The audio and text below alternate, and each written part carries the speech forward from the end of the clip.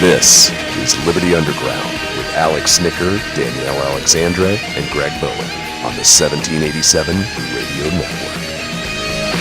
Well, good morning, Tampa Bay, St. Petersburg, Clearwater, everybody out in Butte, Montana, everybody in Zimbabwe, Alaka, whatever you say it. I just made fun of their language. I don't care. You know why? Because I'm an American and I'm allowed to. So that's just the way it is. And if you don't like it, well, tough. Like I said, I'm Alex, co-host Liberty Underground. Along with me is the Duchess of Doing Stuff, Tribley's favorite libertarian, a woman that is about to assist me in laying the smack down on a Dr. Richard Schweier. We'll get to that in a second. Freaking dork. Just seriously, though, what a loser. Not Danielle, by the way. Danielle Alexandre, how you doing? I'm doing well. I'm not sure if that was a good intro for me or not. I would think it would be a good intro for you. All right. It was fun. Also, the Prime Minister of a place called the Sinister, a place where marijuana is fully legal, by the way. Thank you, Prime Minister. It's not only legal, it's mandatory. Well, that's not very good, though. It shouldn't be mandatory. You shouldn't mandate it. Good ideas don't require force. Yeah, Greg. Can you be a little more libertarian this morning, Greg? I didn't vote it in. The people did. 100%. 100%. 100% voter turnout. Damn. Unanimous. And everybody, damn. All right. Greg Bowen, how you doing, sir? Spectacular. All right, let's get into this right off the bat. There's a couple different things that we can actually derive from this thing. So let's start off with, if you don't know who this person is, there's a gentleman by the name of Dr. Rich Schweier. I've met him before. And he has a website, drrichschweier.com. And I'll give you the name of it. You can go there and yell at him, too. Now, the funny part is that on the top of his website, he has a Statue of Liberty to try to mimic the Libertarian Party. And then he has liberty there and freedom there and justice there. Now, the one thing that I should tell you is, before you go reading the whole website, is that this guy has no idea what those three words mean. None. And I'm about to tell you why. Now, this guy, he's against marijuana in a very big way. Vehemently opposed. Vehemently. Matter of fact, Dr. Rich Schweier loves the government throwing people in jail for this. Loves it. Not very Christian of him, by the way, but loves it nonetheless, this bastard. So he writes an article, Exposed. Do you know the real John B. Morgan, Charlie Crist's alter ego? And he goes into now, if you read that, would that have anything about Amendment 2 on it? No.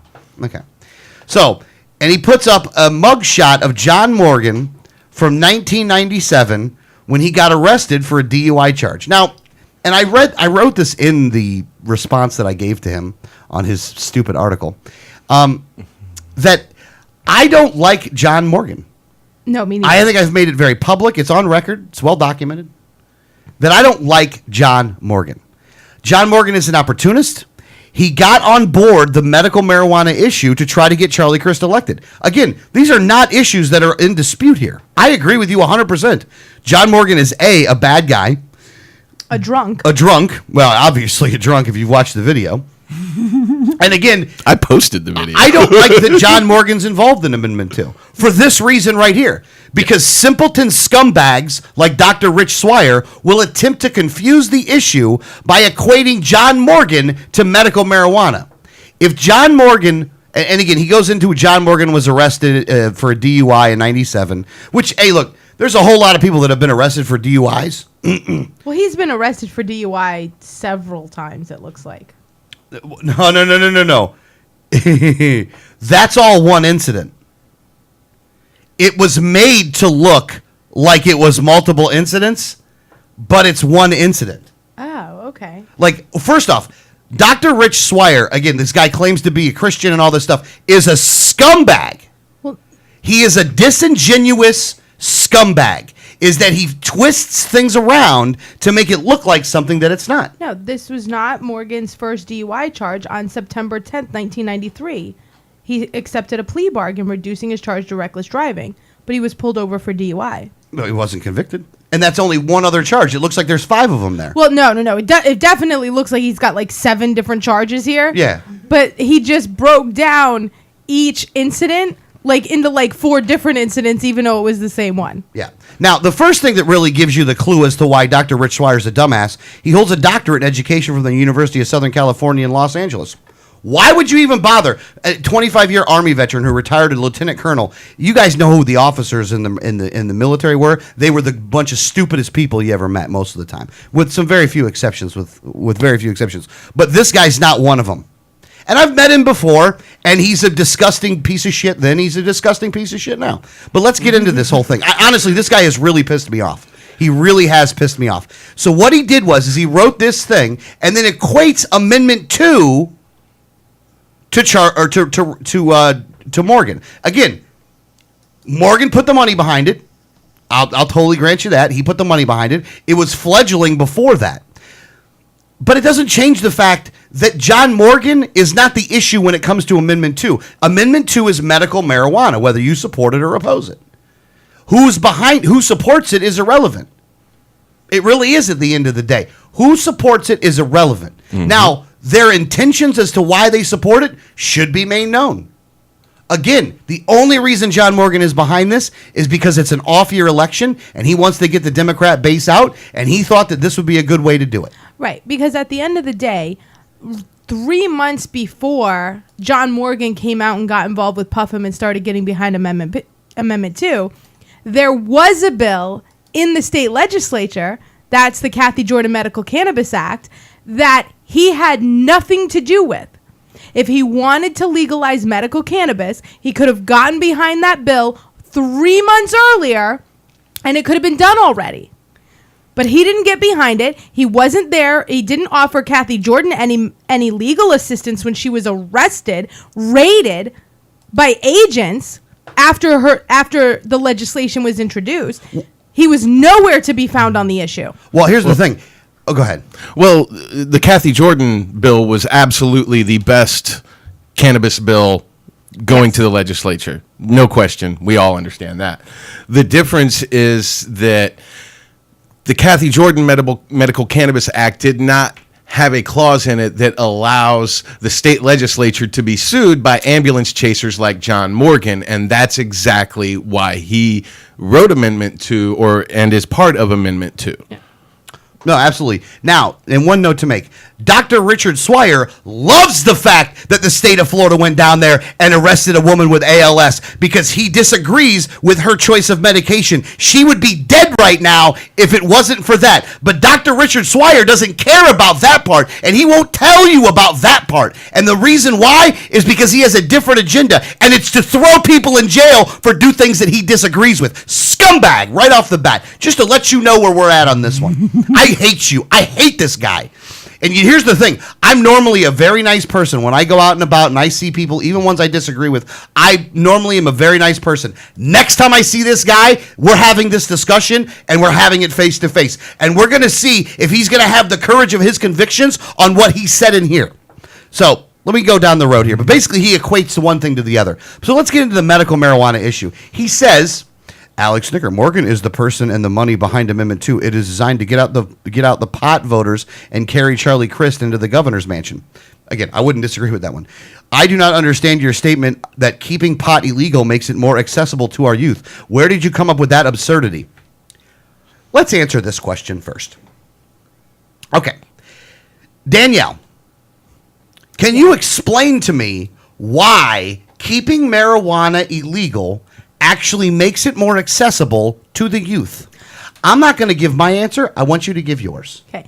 Well, currently, if you were to ask any teenager if they could get marijuana, they would be able to say yes.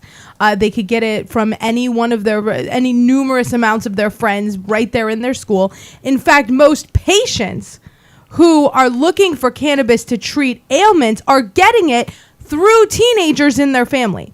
That is the number one access that people are getting to marijuana right now is actually through teenagers. And I'm going to play a little devil's advocate here, or I'm going to play idiot's advocate. Okay.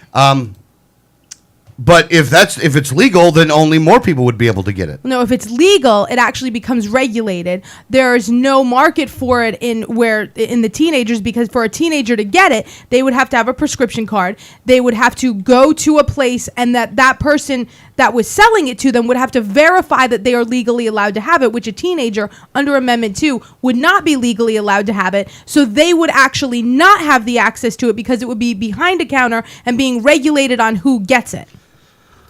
Now, if it was fully legal, would teenagers still have more access to it? No, it would be the same as cigarettes or alcohol. I mean, you're always going to have a few here and there because that's the way things go. Yeah. But it's going to be regulated the same as tobacco or alcohol. It'll be behind a counter. You'll have to be ID'd. You'll have to be 18, possibly even 21 to get marijuana, even with full legalization, depending on how the legislation was written. But it would be the same way that you would regulate tobacco and alcohol. You would have to be carded. You would have to prove that you're old enough to have it to access it. Yeah.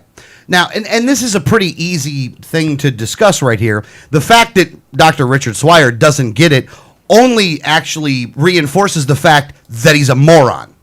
This is a simple free market response. It happened during Prohibition. Again, Prohibition was bad because they made something illegal that people were going to do anyway. And because of that, then the regulations that were on, and again, I'm no fan of the regulations, mind you, but I'm willing to compromise, unlike this authoritarian psychopath in Dr. Richard Swire here. I'm willing to compromise that if you want to regulate it, whatever. I don't agree with you, but we can go ahead and do that. But by doing that, by having those regulations, it's going to make it harder for the youth to get access to it. But it will make it easier for adults to get access to it, and it will clear up our jails through a whole bunch of people, about 40% of the population, or of the prison population, that's in there for non-violent drug offenses. Well, you take away the black market for it, because if I'm a person that is selling marijuana now, I'm doing it illegally, I risk my family, I risk losing everything. But if I can do that as a legal business, I'm not going to do it illegally anymore. I'm going to turn it into a legal business. So the black market disappears. People aren't buying it from illegal distributors because it's not worth the risk to your family and yourself to do it illegally. So you'd set up a legal business, which means you're under regulations that you cannot sell it to the people who are getting it now illegally. You know, you wouldn't be able to sell it to teenagers. You wouldn't be able to sell it to people with medical cannabis unless they had a prescription card. So you're actually making it less accessible, not more accessible, because illegal businesses are going to turn into legal businesses that follow the regulations. Correct. Now, the last part that he wrote here in the last response is, your agenda is clear. You want our youth to smoke pot. You are for the reefer.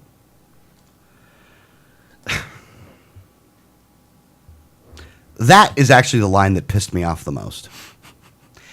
And it pissed me off on a couple different levels. The first one is, what kind of a moron even says something like this? Like, I know you're an old guy, right? I know you're old, and you're probably halfway senile at this point. The reefer? You're for the reefer. I mean, again, reefer madness. This is where this guy gets his information from. So your whole thing is, I'm for the youth to smoke pot because I want it to be legal for adults? At no point did I say anything about the youth smoking. I've never done this. That is a lie. My agenda is not clear. My agenda is clear, but it's not what your lie is, you scumbag piece of shit. My agenda is freedom and liberty. It's the two words on the top of your website. It's unfortunate you don't know what those two words mean. You authoritarian psych. You are no different than Obama and the Democrats. You know why? Because it's just your choice as to what you want to throw people in jail for. And that you want to get in the middle of a decision between a patient and their doctor, just like Obama does. You're no different. You think you are, and you actually, in a weird way, and this is the other point I wanted to get to. Do you want to know why the Tea Party, and do you want to know why the Republicans are going to continue to lose elections? Why? Exhibit A. Because you're hypocrites. Because you're damn hypocrites. You talk about liberty, you talk about limited government, you talk about freedom, but when somebody actually brings something up that would bring us closer to that, something that that younger people above 18 care about, what do? You degrade it, you lie about it, you misrepresent the facts, and then you advocate for throwing people in jail who disagree with you. Where's the youth? I don't know why. You guys, and Dr. Richard Swire and anybody else that's listening, you really need to pay attention to this part because this is an important part.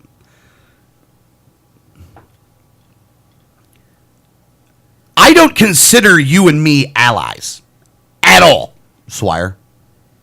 And the reason is simple. I don't want to denigrate my good name to be associated with an authoritarian psychopath who has no concept of liberty and freedom like you. You should not be in any movement that is about liberty and freedom at all. You should be going to Democrat meetings. You should be going there talking about how you want to pass this law and make something harder to throw people who are dying from ALS in jail because you don't like the plant they use. Now, one thing that I said here, and I want to read, I'm not going to read the whole, I'm not going to read the other part that I wrote, but I'm going to read this one. Because he talked about it being a snake oil, he's basically a snake oil salesman earlier. Says who? There are just as many medical professionals who support the use of medical marijuana as are opposed, but that is also not really the point. That may be your opinion, but you do not have the right to throw me in jail because I disagree and choose to use something you deem bad. This is the part you just don't get. The government should have no say-so in the matter. I could care less if you don't like it. You can hate it all you want. You can make an ad campaign talking about the dangers of marijuana. You can hold weed-free rallies. You can write blog after blog condemning its use and those who use it. I would defend your right to say it. That is the great thing about having consistent principles. But the government has no role in what I choose to put in my body. Why you still fail to see this... Why you still fail to see that abandoning this core principle has caused so much damage to our society, because that's the real damage to society. It is the same thing that happened during alcohol prohibition. And if you're really concerned about the children, then you should support Amendment number 2. And again, his response was just more drivel and just ignorant, crazy old man stuff. Well, I think as a supporter of Amendment 2, we muddy the waters ourselves by confusing it with full legalization as well. Mm-hmm. Because that's not what we're talking about. We're not even at the point where we're making a push for freedom and liberty. We're literally just trying to get out of the way of patients and doctors. We're just trying to get people access to medicine. Right. Because we haven't even gotten to that fight yet. That's a different fight for a different day. Mm-hmm. Because at this point, we're not going into, I have the right to use marijuana, even if I just want to do it recreationally. We're not even at that fight yet. This is Amendment 2. This is about a medicine that has been proven over and over and over again to help patients. It's a natural medicine. It doesn't have the side effects that other medications do, and it's been proven to extend life and extend quality of life in patients who desperately need it. And that's what we need to stick to, because at the end of the day, that's the battle that we have on our table. And we talk a lot about legislation and how I would love for it to be about this, but this is what I'm dealing with today, so this is what I had to fight today. We need to bring that back on Amendment 2. The argument isn't, I wish we could have the argument about I have the right to put in my body what I want to. I'm waiting for that fight. That's not the fight we're having right now.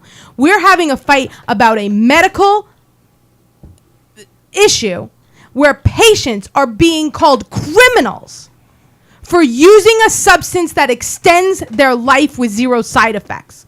That in and of itself is absurd. That this hasn't been legalized beforehand, and that we're telling patients they should be in jail for getting themselves healthier, that's the crime. And that's what we need to keep centering this around. Yeah. Now, and if you're looking for Exhibit A as to why there is no changing the Republican Party, this is Exhibit A. Because The GOP is full of authoritarian psychopaths like Dr. Richard Swire. If you agree with Dr. Richard Swire, you really should either stay in the GOP, move to the Dems, and be honest with yourself, or something along those lines. But you should definitely not be an MPA, and you should definitely not be a libertarian.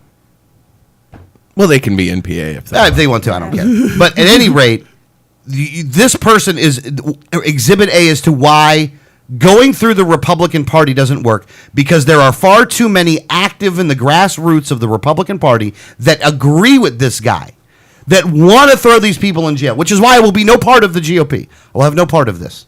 But that's only Exhibit A of what we're going to be talking about today. Exhibit B is another reason as to why there is no changing the GOP. That was a hell of a segue, by the way. That was. I mean, I should be commended on that. I'm really proud of you. Yeah, I know. That was cool, right? That that good? really good. That was good. I mean, I kind of ruined it by talking about it. But I Yeah, at this know. point, it's like laughing at your own joke, and it's not nearly as good anymore. But it was good. yeah, we're going to do it anyway, though. All right. Now, we talked about this last week a little bit, but we're going to keep talking about it right now. Yes. If you're unfamiliar in the 2012 Ron Paul campaign, Daniel, you want to set this thing up? Well, in the 2012 Ron Paul campaign, their tactic to win the election was to try to win over the caucus states. Yes. So any state that wasn't a caucus state, they pretty much ignored. And then their idea was to win over the caucus states and things like that. Well, the first caucus state, and everybody knows this because it's so widely publicized, everybody looks to Iowa. Yes. They're the first caucus state, one of the first ones to actually hold their primary elections. They're the first one. Yeah. Well, some people jump the gun. They get penalized for it. So they're not always the first one. Well, no, nobody goes before Iowa, though. None of the people that have jumped the gun have gone before Iowa. Right. But they can. They just will get penalized for it. It hasn't happened yet. Yeah. But Iowa is always the first of the caucus states, no matter what. Yeah. And so this was a very big deal to the Ron Paul campaign. It's a big deal to every presidential campaign to win Iowa. It gives you, kind of forward momentum going into the next states and things like that. So everybody wants to win Iowa, always. Oh, yeah. So the Ron Paul campaign had everything focused on Iowa. And I do mean everything. From someone who worked the campaign here in Florida, I can tell you that all we were hearing about is don't worry about Florida, phone bank to Iowa. Yep. So Very one true. of the key people that was seen as someone who could split votes from Ron Paul was Michelle Bachmann. There was some talked about similarities on issues. She talked a good game, although when she was in office, she didn't vote the same way. Yeah, she didn't believe in any of the crap she was shoveling. Completely all rhetoric. But if you were just listening to the rhetoric, you would see similarities between Ron Paul and Michelle Bachmann. Actually, Michelle Bachmann sounds a lot like Dr. Richard Swire.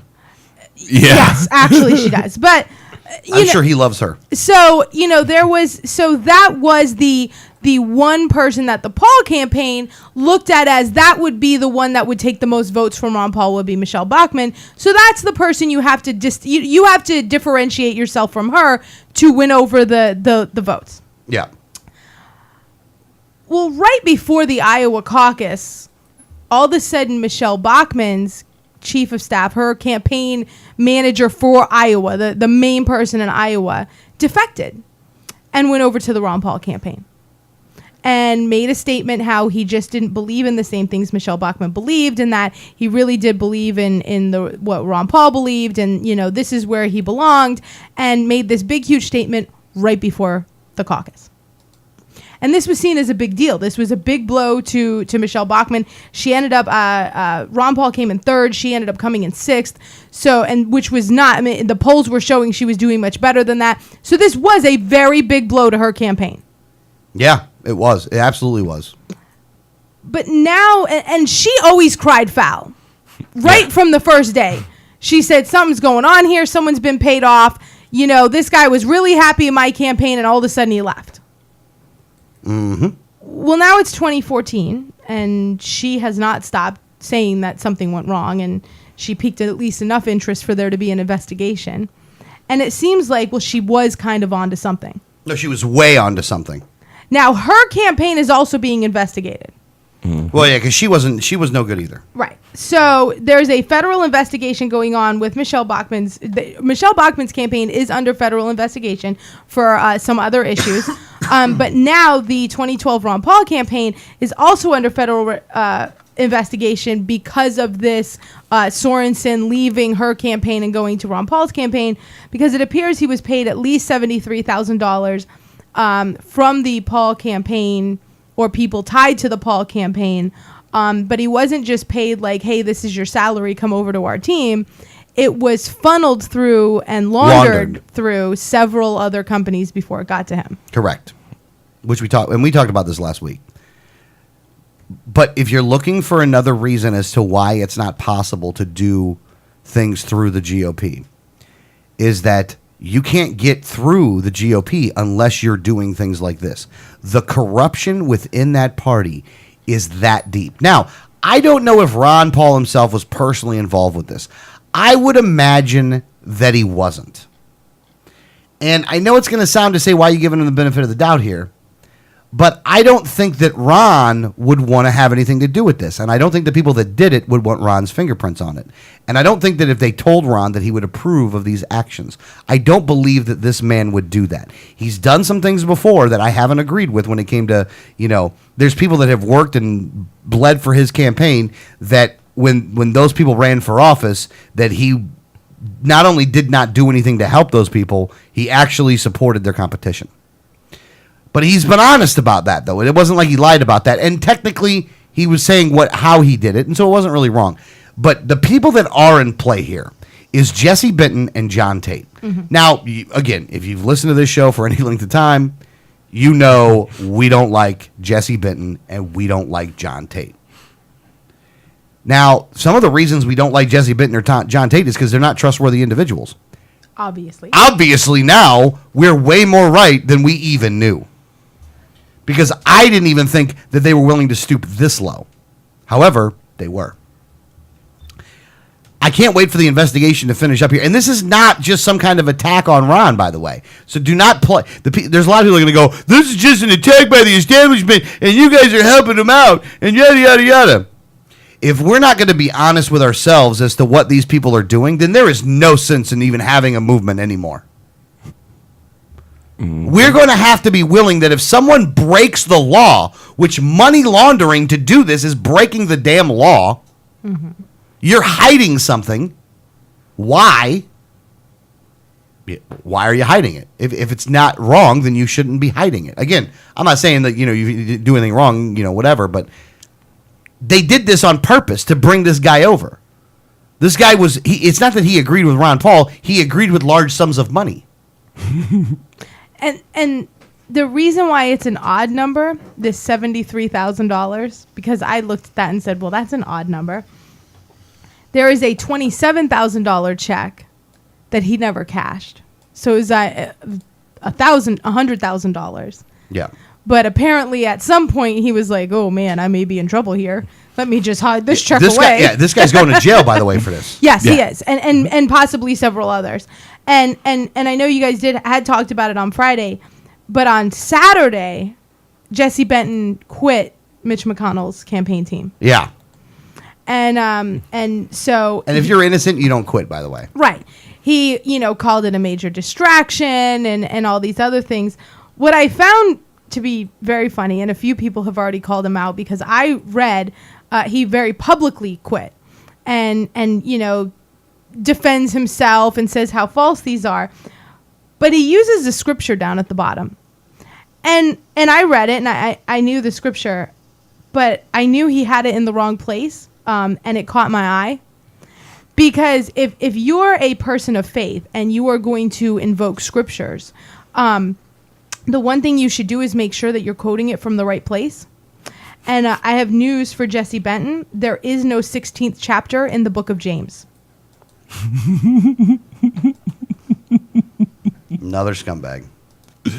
So I get very angry when people use my faith in a way to make them, to manipulate other people. Yeah. next time you go quoting some scriptures, Jesse, you may want to make sure you understand the actual books and how many chapters are in there. Because James 16:33, I don't even have to look up. It doesn't exist because there's no chapter 16. Well, that's what happens when you're using the book to support your positions and as a blunt force object rather than to actually learn something. Yeah. So good on you, Jesse. You couldn't even quote a scripture correctly or resign from a campaign correctly. Yeah. No, he's just a bad guy, but he's another reason why you cannot do it through the GOP, because the corruption is so deep that eventually it gets all of them. It does, and there's always been there's always been controversy around Jesse Benton, always, because when Jesse Benton met Ron Paul's granddaughter, he was married to someone else.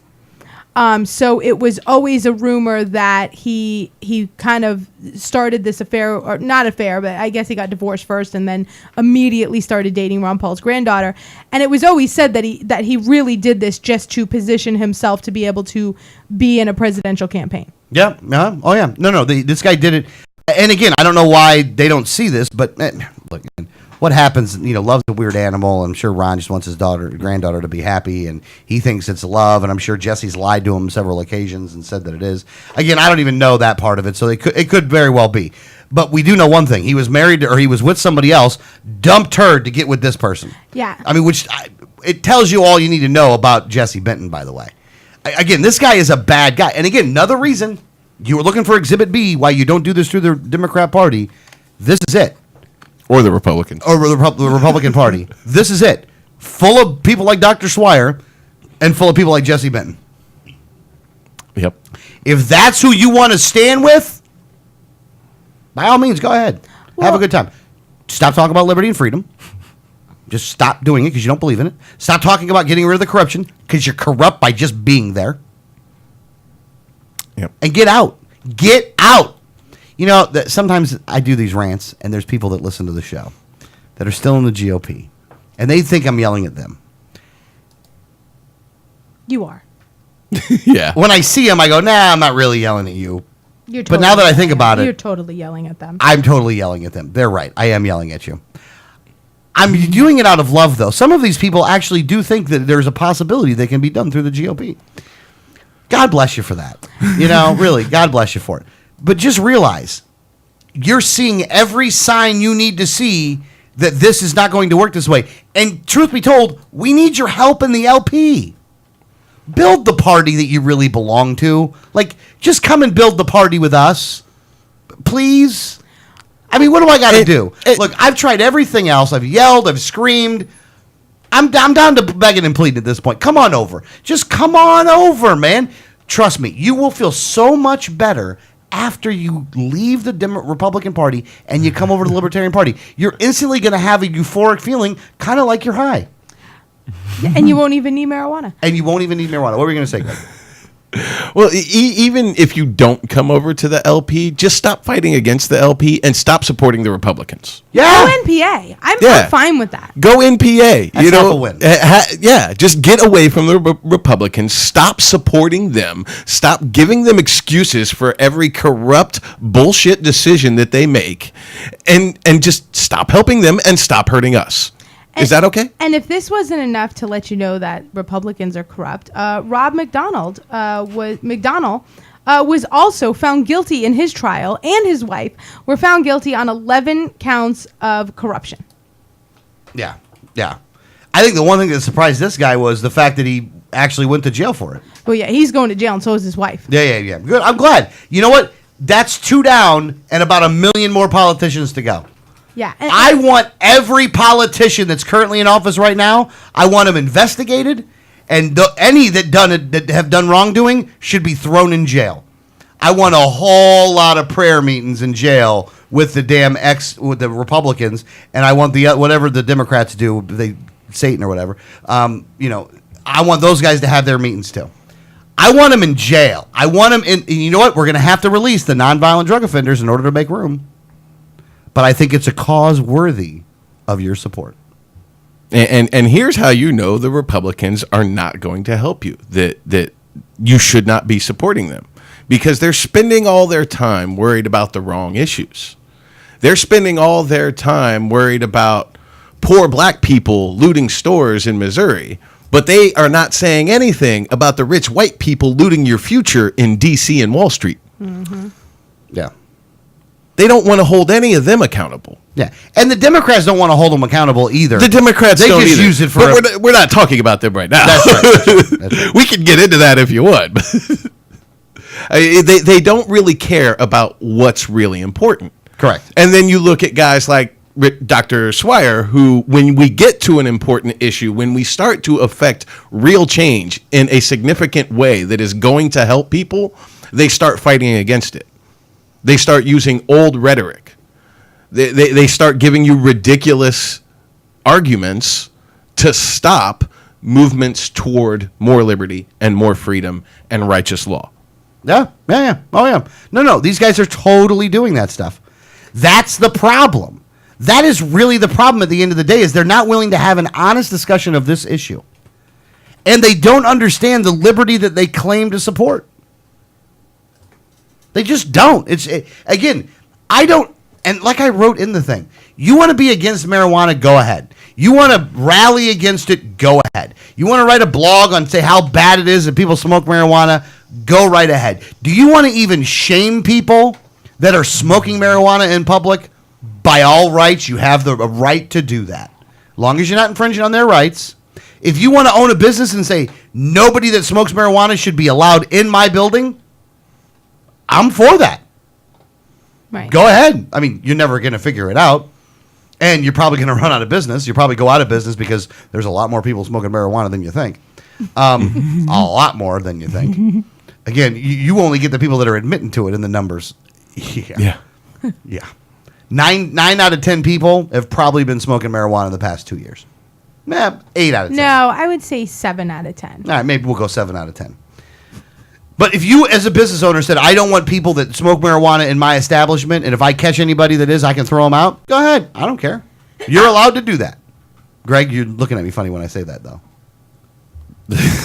I mean, should the business owner be allowed to do that? The business owner wants to do that. I just think it's probably a bad idea. Yeah. Oh, I think it's horrible. Hold on. business Hold on, wait a second. None of the things I'm saying are good ideas, by the way. But if you want to hold a rally at City Hall and say that, you know, that the people that are smoking marijuana are bad and are damaging society, you go right ahead. What you're not allowed to do, what you will have me fighting against you on, is that you think people should be thrown in jail for smoking a plant. Period. End of story. No getting around it. You're bad if you think that people should be thrown in jail for that. Because it's a plant. Here's the thing. If you are that much against marijuana, then you think God's wrong. Yeah. Because who put the plant here? I mean, let's go down their theory of religion. That God made the heavens and the earth, so he made everything on it. He made marijuana too then.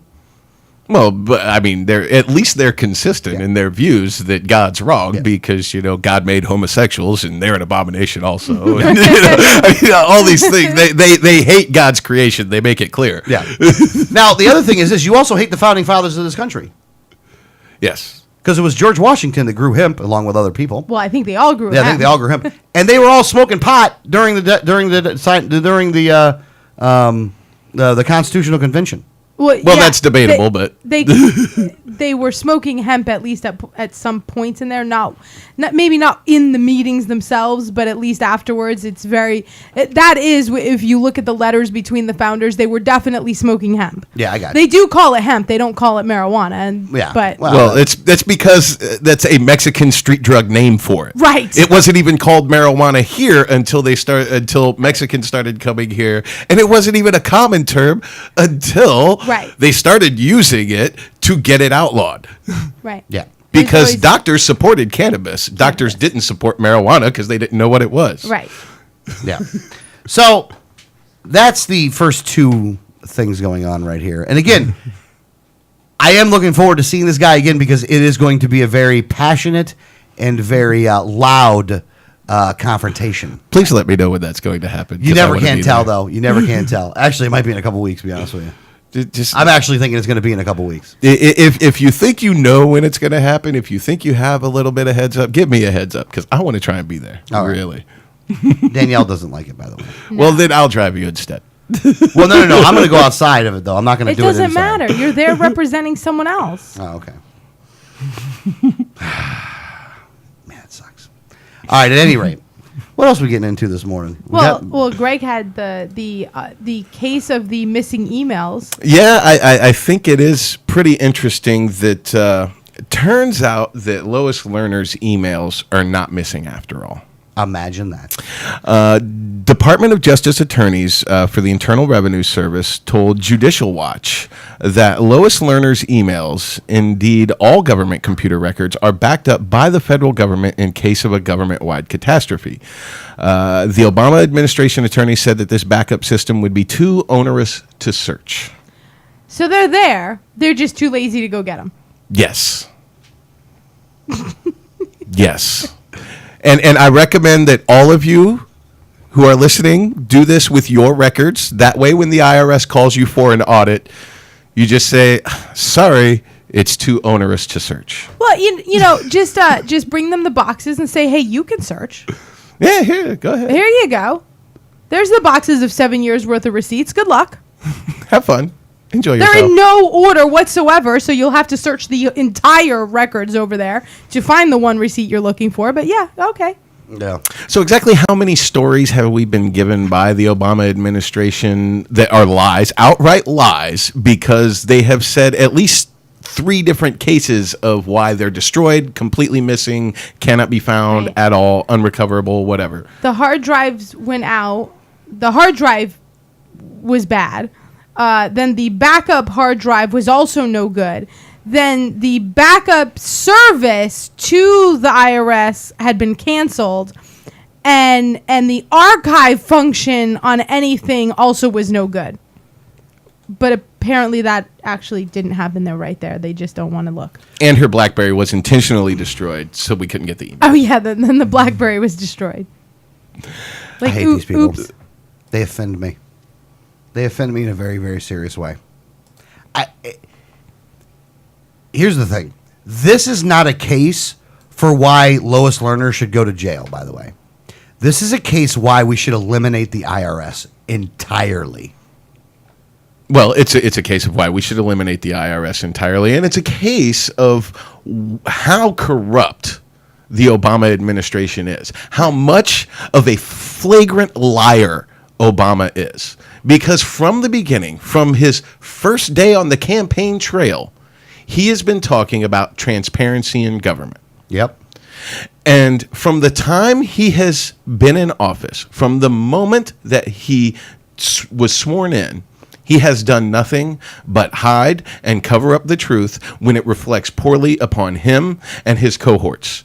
If it reflects poorly on anybody else, any of his political enemies, or anyone who is essentially neutral, he does not care. Then it's time for transparency. Then it's time to put everything out there. But when it reflects poorly on him or his friends, everything has to be hidden. There has to be a trail of corruption and lies and hiding and cover-ups. And this is what we get. Mm-hmm. Well, and all these times that they've said that these things were gone, this was sworn testimony. Yeah. It wasn't like someone said, hey, do you have those emails? And they were like, nah, I don't got them.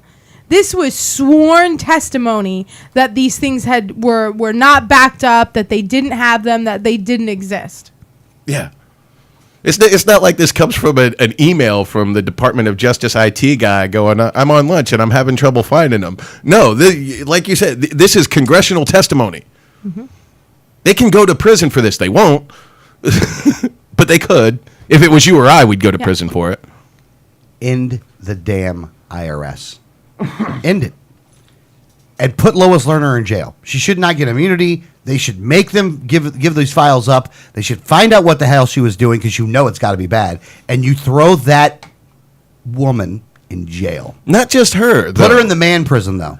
She did not do this alone. Right. She could not do this alone. People above her were facilitating this and making it happen. Throw those people in jail, too. Those people need to go to jail for even longer because we don't even know what's going on behind closed doors. She may have been willing to put all of this information up to give Right. up the emails, but was told by the Obama administration, no, that's going to reflect poorly on us. We need to keep that secret. Yeah. We know for a fact the people above her and the people who have committed this conspiracy to hide all of this are the ones responsible. And that goes all the way up to Obama. Yep. And definitely Eric Holder. Oh, Yes. yeah. And there's no love lost between those guys. However, I think that there's a budding new relationship that's getting ready to form right now. Tell us all about Love is in the air. And I believe that the love is between Debbie Wasserman Schultz and Scott Walker. I think that Debbie Wasserman Schultz has the hots for Scott Walker. I think that she wants him to grab her by the hair and pull it back. I think she's a little bit of a freak, to be honest with you. Well, now, I don't know if you guys heard about this or not. And honestly, I did find it a little bit funny. Let me also just say this, and I'm sure Danielle's going to be mad that I say this, but I'm going to say it anyway. It's not like it stopped you Yeah, the whole it never rest of the show. I do think that Debbie Wasserman Schultz actually looks like a poodle. That is not necessarily an unflattering picture of her right there. Right. Are you going to tell me that that's not poodle-ish? Okay, for someone that has grown up with very curly hair and has had that said to me very often, because whenever you have curly hair, that is what people say to you. I don't find that. I find that to be offensive. Well, hold on, though. It's not just the hair, though. Look at the nose there. That doesn't look poodle-ish. And look at those teeth. Like that. I mean, those look like canine teeth right there. That's very poodle. You don't look like a poodle, by the way. I don't think you look like a poodle at all. She, though, looks like a poodle. All right, so now, Debbie Wasserman Schultz, who looks like a poodle, it was in Milwaukee, and she was in a women's roundtable event, and she says, Scott Walker has given women the back of his hand. I know that is stark. I know that is direct, but that is reality. Okay. Reality? Like reality? He's really given him the back. When like, you did he say go around the reality, state? it would imply that he was literally taking the back of his hand and smacking people across the face. Yeah. she likes it rough. Well, so first off, she wants to get smacked around a little bit. So she added, what Republican Tea Party extremists like Scott Walker are doing is that they are grabbing us by the hair and pulling us back. It is not going to happen on our watch, as she said as she was, probably breathing in and out very heavily because she was getting turned on by the thought of Scott Walker grabbing her by the back of the hair as they were naked touching, naughty parts. Now, first off, one thing I did want to mention here, which is a little bit of an offshoot, but actually a part of it, though. Extremist. When is that word used? Usually as a pejorative. Correct. But where? Terrorism. Terrorism. Something where somebody is getting killed or something that somebody else is doing a crime. This is the Democrat playbook, as they are, and the Democrats are doing this. And Debbie Wasserman Schultz is part of this, and so are many other people. They're trying to equate people that believe in the Constitution and civil liberties and that believe in limited government, that the federal government doesn't have the role that they do, to extremists. I don't know if Scott Walker even And Scott qualifies. Walker, he doesn't. No, and Scott Walker doesn't fit the narrative. By the way, No. He's not a Tea Party guy. He was an elected official before that. So Scott Walker is, and he was elected by the Tea Party. Don't get me wrong. AFP spent a lot of time up there, spent a lot of money up there. But that's AstroTurf. Well, that whatever. was the recall, and then he won the recall election. And Yeah. stuff, So she's got to find other ways to do it. Now, honestly, I think between those two elections, she just started getting turned on by him. I think she's got the hots for Scott Walker. This is kind of like her way of kind of putting it out there that she's interested, that she's available, and she's hoping that Scott's going to go around and pull her little poodle head back and go to work. So you think that these were public statements just to let him know what she likes? Yeah. I think she's given her preference there. Now, she has since had to back off on this because basically the language that she used was like domestic violence. And I think that equating Scott Walker to domestic violence probably not the best thing in the world to do. Even though I actually am going to give her a pass on this. I don't think it was to equate to domestic violence. I think it was to equate to how she likes it in the sack. It's consensual. Yeah, I think it's consensual. I think that Debbie Wasserman Schultz is genuinely attracted to Scott Walker. And in reality, she's just attracted to the guy, and she wants to bump uglies. I mean, she wants to play the congressman and the aide. I heard she's got some cohibas that she wants to bring to him to see if he'll apply. I hate Debbie Wasserman Schultz, by the way. Just for the record, I hate this woman. She's an evil, authoritarian psychopath. Well, and speaking of more people that we hate. Whenever you hear there's a huge difference between the Democrat and Republican parties, huge difference. Yeah. Like the Grand Canyon huge. Yeah, big difference. Bill Nelson, the Democrat senator from Florida, has actually... Allegedly. It's up for debate, but whatever. Well, he's there. He's the Democrat senator from Florida. In this week, he's also said that he is going to be proposing legislation that would give Obama authority to launch airstrikes against ISIS with the murder of journalist Steven Sotloff. Now, Billy boy. You would think, Democrats supposed to be like, anti-war. No. Ooh. Bill Nelson, Democrat from Florida, full speed ahead. So then you would say... Never met a brown person he wouldn't want to bomb. Well, okay, we have a Republican senator from Florida. Who's brown? Yeah. So you would say, well, since there's this huge difference between the parties, let's see what our Republican senator from Florida thinks. He's calling for immediate action against ISIS. Legislation takes too long. That's his opinion on it. He's saying that executive orders is where it's at here. Yeah. God, I hate Rubio. So one is saying I'm proposing legislation to give the authority to bomb, and Marco Rubio is like, yeah, that's going to take too long. Let's take immediate action. There's your difference. They also said those things on the same day, by the way. Yeah. Because there's the huge difference, the Grand Canyon's worth of difference between the No, Democrats and the Republicans. Not the Grand Canyon. The Marianas Trench. The Pacific Ocean. No. If you take the height of the Himalayas and the depths of the Marianas Trench, that's how big the gap is between them. Or a hair.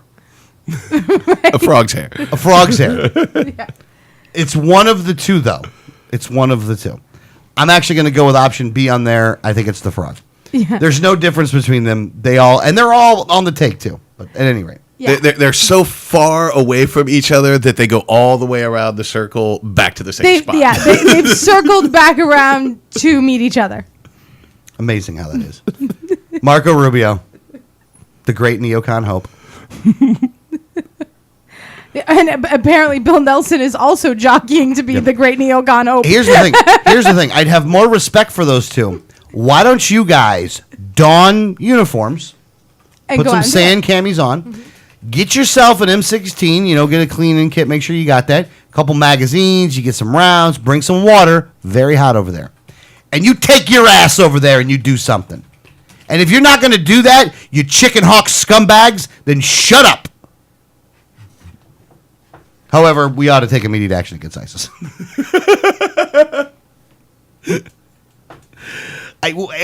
Let's get into this, though. At this point, what do we do? Nothing? With ISIS? Yeah. I mean, is it nothing? I mean, honestly, if nothing's the answer, then I'm cool with the answer. But what's the answer? I definitely could see maybe a letters of marque and reprisal, using some specialist forces to target, key leaders of ISIS. But the outright just bombing of a country, I can't be in favor of that. How about targeted strikes on American equipment that we gave to the Iraqis? Because you have a huge amount of innocent casualties when you do that. When you start bombing just places in there, they're not in. It's not like they left a tank in the middle of the desert that nobody's around. Yeah, they did. No, they lined them all up out there for us to just shoot. Yeah, these tanks are in places. They're in villages, and that means you're killing villagers. If you want to do targeted strikes, they need to be targeted ground strikes with special forces against key leaders of ISIS. Anything else is you're causing more hatred in the area when you do anything else. Okay. But you, Greg? I agree with Danielle. I will Why absolutely. can't we just send Rambo? I would absolutely say that I would love for us to be able to do nothing. Right. Unfortunately, we are too heavily involved in this, and we play a very large role in how it got to this point. It is very irresponsible for us to just pull our hands out and say, sorry, you guys deal with this, because we created that problem for those people over there. So we need to be a part of dealing with that problem. But we need to be a part of the solution, and just random airstrikes is not going to help. Like she says, lots of casualties and more hatred is going to be built from that. Well, let me ask another question. Because on video, at least if the videos are true, they have now beheaded 2 Americans. Yes. There should be a response from the government, Absolutely. right? Yes, and there should be. And you have to understand that the perpetrator of the first beheading is a Islamic rapper that lives in London. But he didn't live in London anymore. He goes back and forth. Yes, he could still be found in London most often. Well, we need to go get him. Right, but that's the thing is, you know why people aren't calling to go after that guy? Because you'd have to go to London to get him. Let's go to London and get him. But the second person, Take the it's like, underground. well, let's just bomb this country. And that's why you didn't see them calling for strikes the first beheading. It was the second, because the first one was perpetrated by someone they knew to be in England. Yeah, I think we should get him. No, I think so too. I definitely think that anyone who's committed a crime, especially something like that it's a heinous crime, we should be going after them. But we should be going after them and targeting them and targeting the leaders of that group. And when I say target, I don't mean target as in put a bomb down that's going to kill 100 other people. You're talking about a bullet in I'm that talking person's about head. a bullet in that person's head.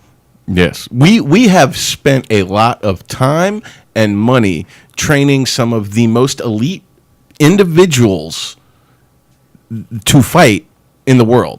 Our special forces, the Navy SEALs, we have some incredible strike teams in our military forces. We do not use them nearly enough.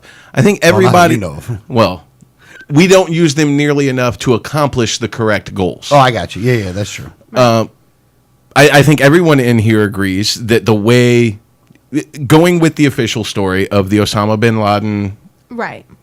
capture and ultimate execution was handled the correct way. Sending Navy SEALs in, doing a coordinated strike, small group into this compound to take care of the problem. Yeah. That is exactly the way that we should be handling ISIS and their leadership. And quite frankly, not even just their leadership. If we know that there is a building with ISIS militants who are planning some stuff, whether they're leaders or not, let's get them. Right. Let's get them. But bombing the whole block Yes. isn't the answer. Exactly. I guess. I know that you love the sheet of glass strategy, but that's part of the problem. A little bit. Well, we don't ever do it. That's the problem. Well, we did, and No, we people did. No, don't really like us. No. We didn't. Well, look, if we did that, then there wouldn't be any people left to not like us. Well, yeah, that's the wrong strategy because then the country next to them just hates us. Well, No, well, the country next to them can actually get some of that land then. well, so you're for just let's put our cards on the table and call this what it is. It's a holy war to end all holy wars, and let's just practice genocide and wipe them out. Well, I wouldn't call it genocide. I would just call it killing everybody. Oh, okay. So you want to play a semantics game instead? No, I want to play a game where everybody's a sheet of glass. No, I'm actually halfway kidding. Well, I'll tell you why I said halfway kidding. I firmly believe that we ought to bring all the troops home. We ought to bring them all home very, very quickly. You're going to have some unrest that happens around the world. Things will get reset, and then we'll be good again. We need to trade with everybody. You kill an American, though, you either get us the guy that did it, or we're coming. No, And what I mean by we're coming is, I'm not putting one boot on the ground. He wants to bring all the troops home because he wants to turn everything to glass where they are. Yeah, but no, I You mean, only got to do it once. listen, Everybody else will fall in line. What you do is say, get out of our way because we're going to get that guy. Yeah, and if they don't, we're coming. And if they don't, then declare war. I think that Congress, if we're gonna do this, that Congress should declare war. Declare war on ISIS. Yeah. That you can't. It's a state. They want to be recognized as a No, state. Recognize but then- them as a state. We don't have time to get into this right now. All right, that's why I said Going it at to the commercial. end. That's why I said it at the end. All right, let's take a commercial break. When we get back, well, we're probably not going to talk about this. We're going to talk about Lee County and red tides and So Brandon not fair will be that on. you did that at the end. I know you liked it though. All right, hour number one's in the bag. Hour number two is coming up. By the way, you want to call the program? You can't can't. call, the phones don't work. Oh, never mind. Then the phones don't work. All right, there you go. Liberty Underground.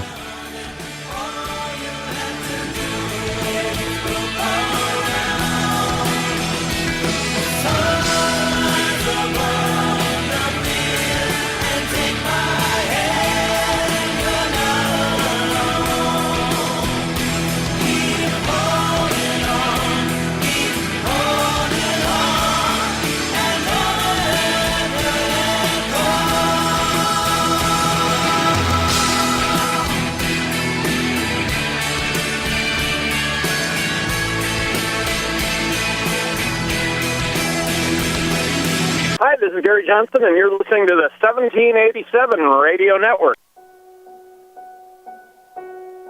Are the people hearing our message, and they're realizing that the libertarian philosophy is essentially what most people believe. It's the simple philosophy that government should be limited, held within its constitutional boundaries, and that other than that, should pretty much leave people alone to live their lives as they see fit, so long as they're not harming anyone else.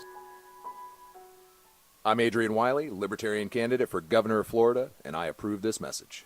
Facts about the red light cameras. Fact, you are guilty until proven innocent. The Fifth Amendment to the U.S. Constitution grants you the presumption of innocence. Fact, red light cameras cause accidents. Accidents are up on an average of 40% at intersection with cameras. Fact, cameras punish technical foul violations. Over 80% of tickets are written when the red light is on, under 1/2 second. Join the fight at www.banthecams.org. www.banthecams.org.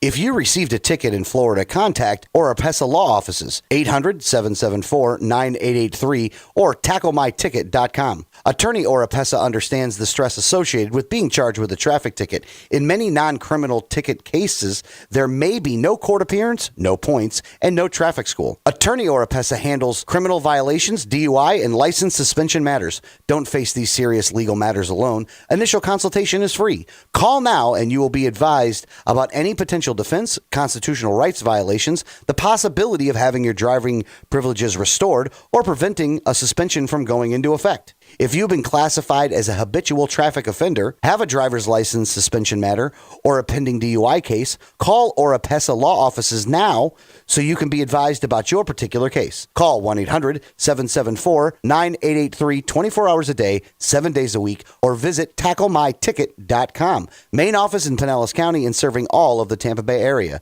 Find out more at tacklemyticket.com. Mention Liberty Underground and get 25% off. Liberty starts with a like. Facebook.com/Liberty Underground. You know Going Postal offers shipping with UPS, FedEx, and DHL International, and they're a full-service post office. And Going Postal is not just your one-stop shop for shipping. They offer copying, laminating, faxing, packaging, and they even have a notary public service. Visit our friends at Going Postal at the following convenient locations: Palm Harbor at the corner of Tampa Road and County Road 1 in the Sweet Bay Plaza, St. Pete on 66th Street just south of Tyrone Boulevard near Publix, and be sure to visit their newest location at 35595 US 19 North at Alderman Road next to Publix in Palm Harbor. When the unthinkable happens, it doesn't matter if you save money in 15 minutes. It doesn't matter if your neighbor has the same insurance you do. In this moment, what matters is the quality of your independent agent and the company that stands behind them. Auto Owners Insurance has been recognized as highest in customer satisfaction with the auto insurance claims experience 5 years in a row by J.D. Power and Associates. For award information,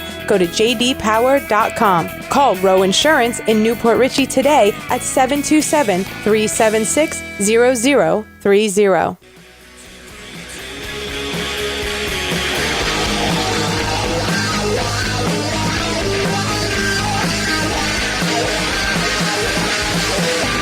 Welcome back. Hour number 2, Liberty Underground. Website, 1787network.com. 1787network.com. I like that. Watchdogonwallstreet.com. That was good. Did you ever want to be Walter Cronkite when you were younger? No, but I loved Walter Cronkite. Oh, look at this, by the way. One of the cups from the brewery tour. That's your favorite. That's my fave. That's awesome. That is my favorite. I drank root beer out of this cup, though. Oh. Well, because he That's couldn't awesome. have any beer. So, but I Alex, became a root beer aficionado, by the way. Alex- I became a root beer snob. he did. I love root beer. I love good root beer. Yeah. He would get to the point where he would be like, "Oh, your root beer isn't on tap." Yeah, never mind. Wow. Yeah, it was getting like that. But I will say at St. Pete Brewing, though, they had the one in the bottle, though, and that one was really and you good. did really. I actually like that, which was, and I don't like root beer at all, but I was really thirsty, and I'm like, yeah, let me have a taste, and I was like, oh, I actually like this one. And there was another one on tap. I think it was in the Villages that I also liked. Yeah. That one was good too. So yeah, that was good. I liked it a lot. I like the ones with the blueberries floating in it. Well, that was beer, though. Well, it was beer. It I wasn't- like the it wasn't beer root with beer, the. though. Well, you couldn't have the beer, but I could. Yeah, but we're talking about root beer, though. I know, but I like. beer with Don't mix up. blueberries. Don't mix this up, man. Don't mix this It up. was yummy, and you can get it in Clearwater at Sea Dog. What? Don't tell me what to do. That's where I had it the first time. No, you didn't. Yes, I did, Maybe and it was yummy. it's possible.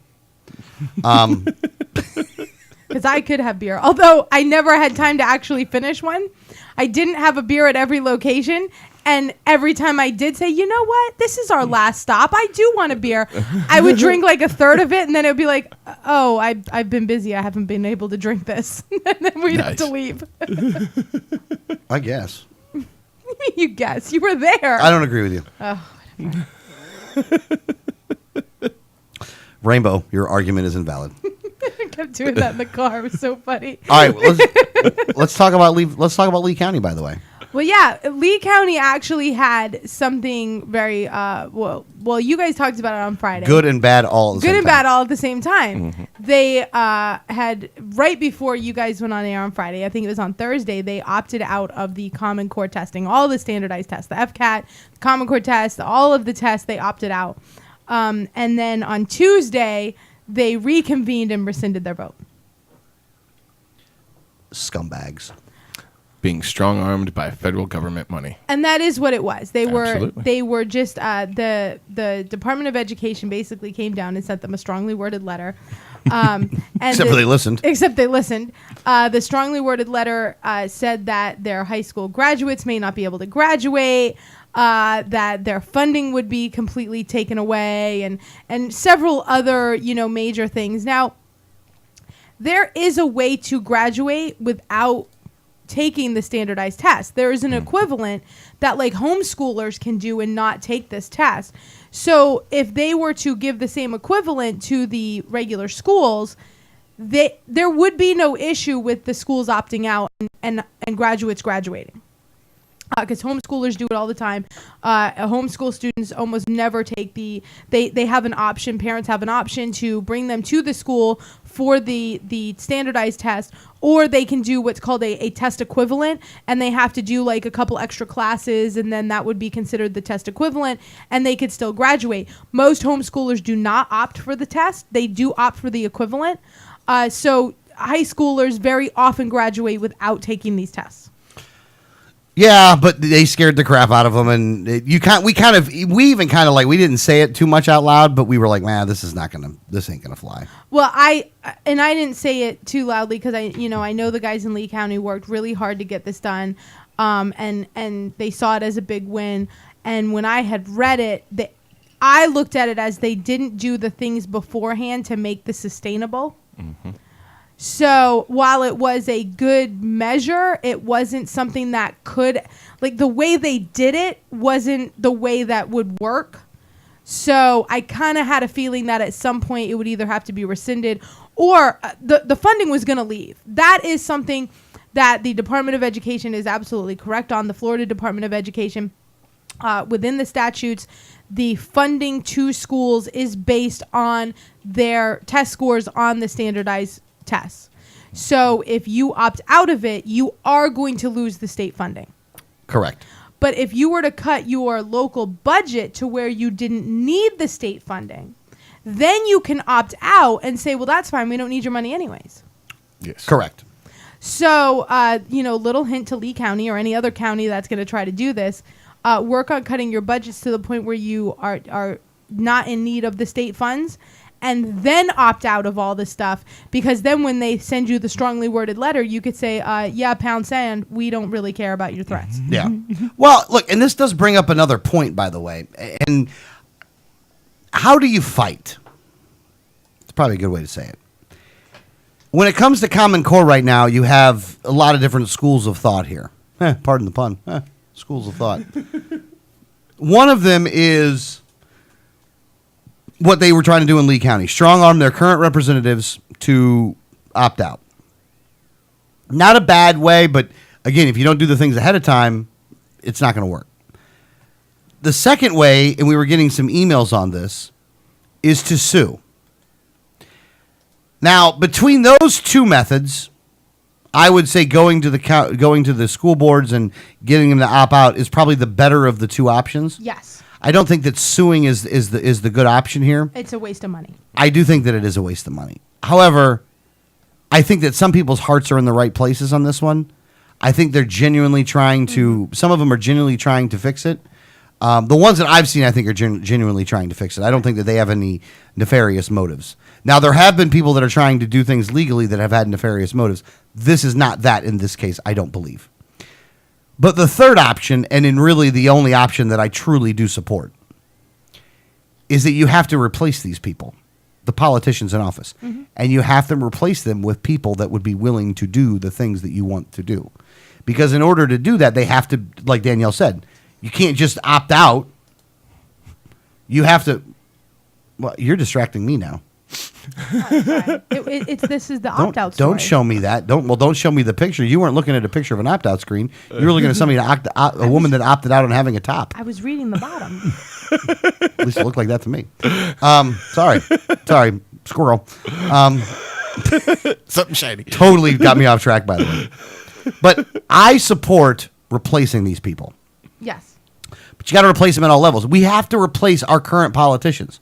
And I know that there's a lot of people that will bring up Friedman at this point and say that, well, Milton Friedman said you just have to make bad politicians do good things to keep them in office. I don't agree with Friedman on this one. I think he's wrong. I think you have to replace them with good people that will do good things. But well, and I think that there is a way to make things move forward with the bad people that there are. I mean, I definitely, because obviously what I do going to Tallahassee, and what John and Paul and people do. I mean, we wouldn't do those things if it wasn't effective. But to make big strides, we have to choose better people in office. And that's it. Can we make some small wins? Yes. Can we move things forward? Yes. But things are going to happen that are also going to move things backwards. So, you're going to, while you're getting better in some areas because that's the fights that you can take on, they're going to do bad things to you as well. The ultimate thing is if you want all of the bad things to stop, you have to elect better people. Well, that's very, very true. But what I would say, and this is to give you a little more credit than what you just gave yourself, if you are looking to influence current public policy, what Danielle's talking about with Liberty First, it's the way to go. Mm-hmm. So if you're like a Republican that says, well, I'm in the GOP because I want to be able to influence what's currently going on right there, and I don't want to be standing outside of being able to influence them. Well, you actually are outside. Yeah, for one, because you're not going to the right. No, you're not going to the right spot. That's the problem. You got to go up to Tallahassee. Or your county commission. You got to go to where the decisions are made if you're going to influence the current decisions. Right. Period. Yes. End of story. No other way to do it, unless you're just going to do civil disobedience and feed people in the park when they tell you that you're not allowed to or whatever. Also effective. Good job, Greg. Even though he won't do that in the Sinister where he governs, though. Well, because everybody's allowed to already feed people in parks. No, he's banned it. Oh. That is banned there. Isn't it, Greg? And tell the truth. No. Yes, it is. No. I read the order, Greg. No, but you are required to smoke marijuana in the park. That's the only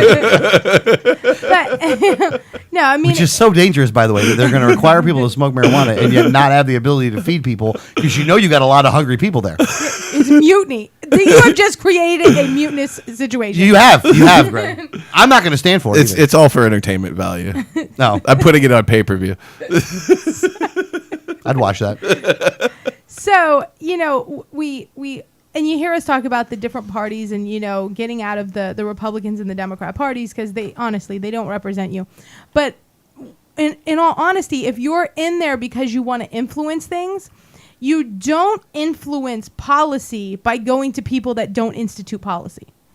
And the Republican Party itself, the RPOF, does not actually create any policy. They create policies for their own political party, but they don't create laws, legislation, or any of the policies that the rest of the state lives under. So you're only influencing the rules of how a political party works. You're not actually influencing any legislation by doing it through the GOP. The perfect example is Common Core, because all of you guys got together and said, we're going to have this huge win on Common Core by going through the RPOF and condemning Common Core through the Republican Party. And everyone went, yay, the Republican Party condemns Common Core. They sent this strongly worded letter out to all the politicians that Republicans don't like Common Core. And your completely Republican House, majority Republican House, controlled by Republicans, your Senate, Florida Senate, that is also controlled by Republicans, and your Republican governor enacted Common Core. So if you want to use an example on how working through the party doesn't get what you want, you worked through the party, you got them to say Common Core was bad and that we shouldn't have Common Core in Florida, but your Republican politicians enacted Common Core. That's why going through the party doesn't work, because the people in the party are not the same people voting on what becomes a law and what doesn't become a law. Because you didn't change anything, you got handled. Yes. But they gave you their cell phone number, though, so it's all good. So to call anytime. Call anytime. And they really appreciate the work that you're doing, in case you didn't know. I hate them. I always feel like Anakin Skywalker in like the third one, which is like the sixth one, but like the third one. You're not nearly as whiny as Anakin like, Skywalker in any of those movies. I hate them so much. Them all. I hate them all. I do. I said to my mom the other day, I was talking to my mom, I'm like, man, I really hate them all. My mom used to be like, oh, no, you shouldn't do that. And she doesn't do that anymore. Now she's like, I know. You know why? Because she hates them, too. She hates them too. Yeah, now she's like, yeah, I understand. Yeah, I hear you. I hear you. Yeah, I know, honey. She always says it in the nice Patty voice, Yeah. though. I know, honey. Do you want a sandwich? I have fudge pops in the freezer. Let's have a fudge pop. I wish she still had those good fudge pops. They don't make man. them anymore. That's BS, by the way. know. That's how you know it's communist, right there. They don't make the fudge pops I like anymore. The world is coming to an end. It is. It's all coming to an It's end what, because of the fudge pops. and Alex would go there and Patty always has questions, but why did they do this? But why did they do this? And, at some point we just get down to like, well, they're just authoritarian psychopaths. And she's like, oh, right, I know. You want a snack? But I love her. Yeah. She's great. It's awesome. She is great. She's Awesome like the sauce. best. Awesome sauce. But By the yes. way, little factoid might blow your mind here. If Hillary Clinton is elected president, this will be the first time that two presidents have had sex with each other. Thank you, Ron Swanson. Wow. Thank you, Ron Swanson. Yeah, that was a clip from Ron Swanson. I love that guy, by the way. It's a I really fictional want- character. I really want a Ron Swanson t-shirt. The sad thing is, the fictional character is better than most of the real representatives we have in government. And the funniest thing is, I know that they made this character to like make fun of libertarians, but every libertarian is like, yes, Yes. that's We love awesome. him. Yeah. Yeah. I really do think they made it as a dig. They totally did. And it totally backfired. 'Cause I think there's a everyone lot of other loves people Ron that like Ron Swanson. Swanson. Like, yeah. Yeah. I like this guy. We're going to get out of here in a type 15. I do love that guy. All right, let's see. Where are we going? Let's go to somebody we don't love. Yeah, which would be David Jolly. I got to tell you, in the realm of love, between the scale of 1 that you really, really love somebody and negative 25 in which you despise that person, I'm going to rate Jolly as a negative 350 million. And the funny thing, No, I'm sorry. Let me take that back. Because that was a little high. $689 million. Negative $689 million. Now, this is the issue with David Jolly is they inundated the airwaves so much with these negative ads, these political ads during the special election, and that's all you saw. That Michael now thinks that every single person running for office is running against David Jolly. Like, we have to vote for Adrian so he can beat that mean guy David Jolly. He thinks every person in the entire world that we like that's running for office is running against David Jolly because David Jolly is just that bad. Yeah, David Jolly is that bad. Now, what's the newest thing that David Jolly's all bad about, by the way, Danielle? Now, do tell. David Jolly went out Thursday morning with a boat, and they call a boat full of TV cameras, and it is actually because he was on a boat. So it was a boat full. Yeah. It was really a boat. It was really a boat full, like literally. But he was on there to talk about the dangers of red tide. And he was publicizing the danger to the shore that red tide poses, and that he was going out there to study red tide, because I don't know when David Jolly all of a sudden became a marine biologist, but he was going out there to study red tide so that he could go back to Congress and get Pinellas County more money because of how dangerous red tide is. Now, do you want to know what the problem is and why people are mad at him? Please do. Please tell me. Well, I know, but red tide may not even be coming here. It is way, way out in the Gulf. There is no actual definitive answer on if it will even reach our shores. It does come here from time to time, and they'll close the beach down for a small amount of time until it goes away. It's a natural occurrence. It happens all the time. But this year, it is so far out in the Gulf that they're not sure it's even going to come near the shoreline. But David Jolly just publicized to the entire nation that red tide is coming to Pinellas, so everybody hide. So he is literally in the middle of summer, in the big height of vacation season, told the country not to come to Pinellas County. yeah, and here's the other thing, by the way. Throwing more money at this problem will not fix it because you can't fix it. It's red tide. It's a natural occurrence. It's not due to like an oil spill or something like that. Like there's not, I mean, again, it's a natural occurrence. Now, do we need to study it more? I mean, whatever. But this guy is such a dumbass. Again, climate change. Does climate change really happen? Yes, the earth does warm and cool. You're factually correct. Should we change our whole policy on what we do when it comes to taxes and tax people for their carbon credits or for their carbon usage because plants breathe that crap?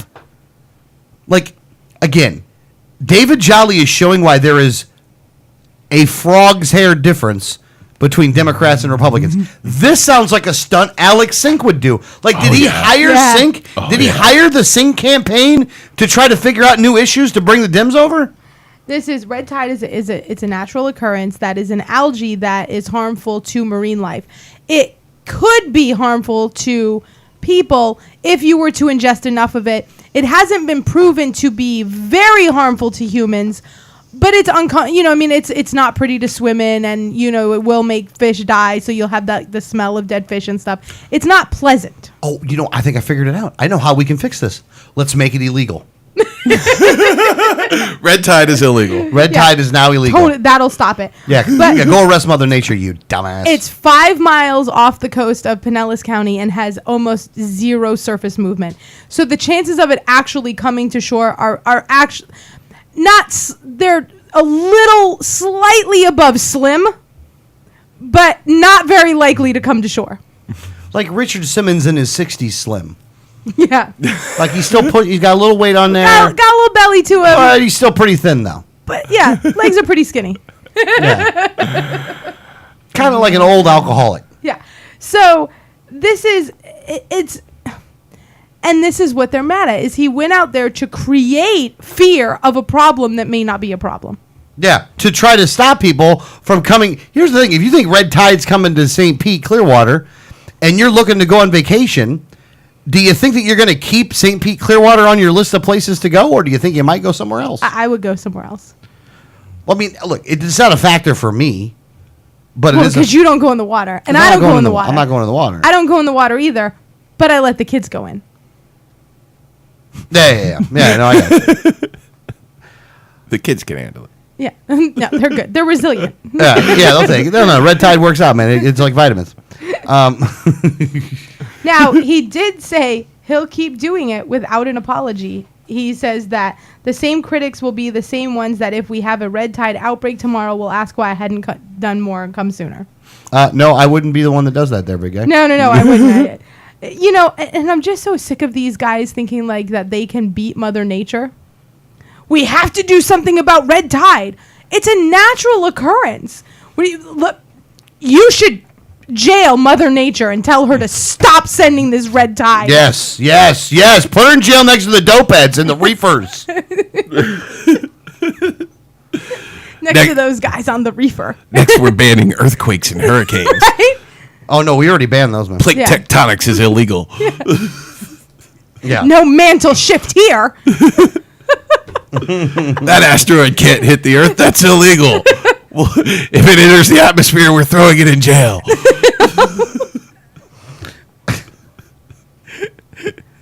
I mean, what are they going to do? Like, send boaters out there with, like, nets? Let's scrape the algae out. I mean, Yeah, we should do that. Then bring catapults. Yes. with ice. No. With nets.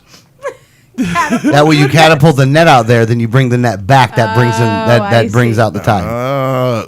I've been thinking about this. $1 million idea. Oh, yeah. Upgrading the casting net to a catapult net. Are we going to get serious about this or what? Are we going to get serious about this or not? Well, we got to make fun of our own. You know, and honestly, this is one of those things. You know, a lot of times, Danielle, you always give me crap for saying, well, that's insider jokes. You know what I like about insider jokes is? They're not necessarily insider. You just had to listen to a lot of the show to get the joke. Yeah. And if you don't listen to the show a lot, you don't deserve to get the joke. Yeah. How you like them apples? Or them burritos? Or the chimichangas?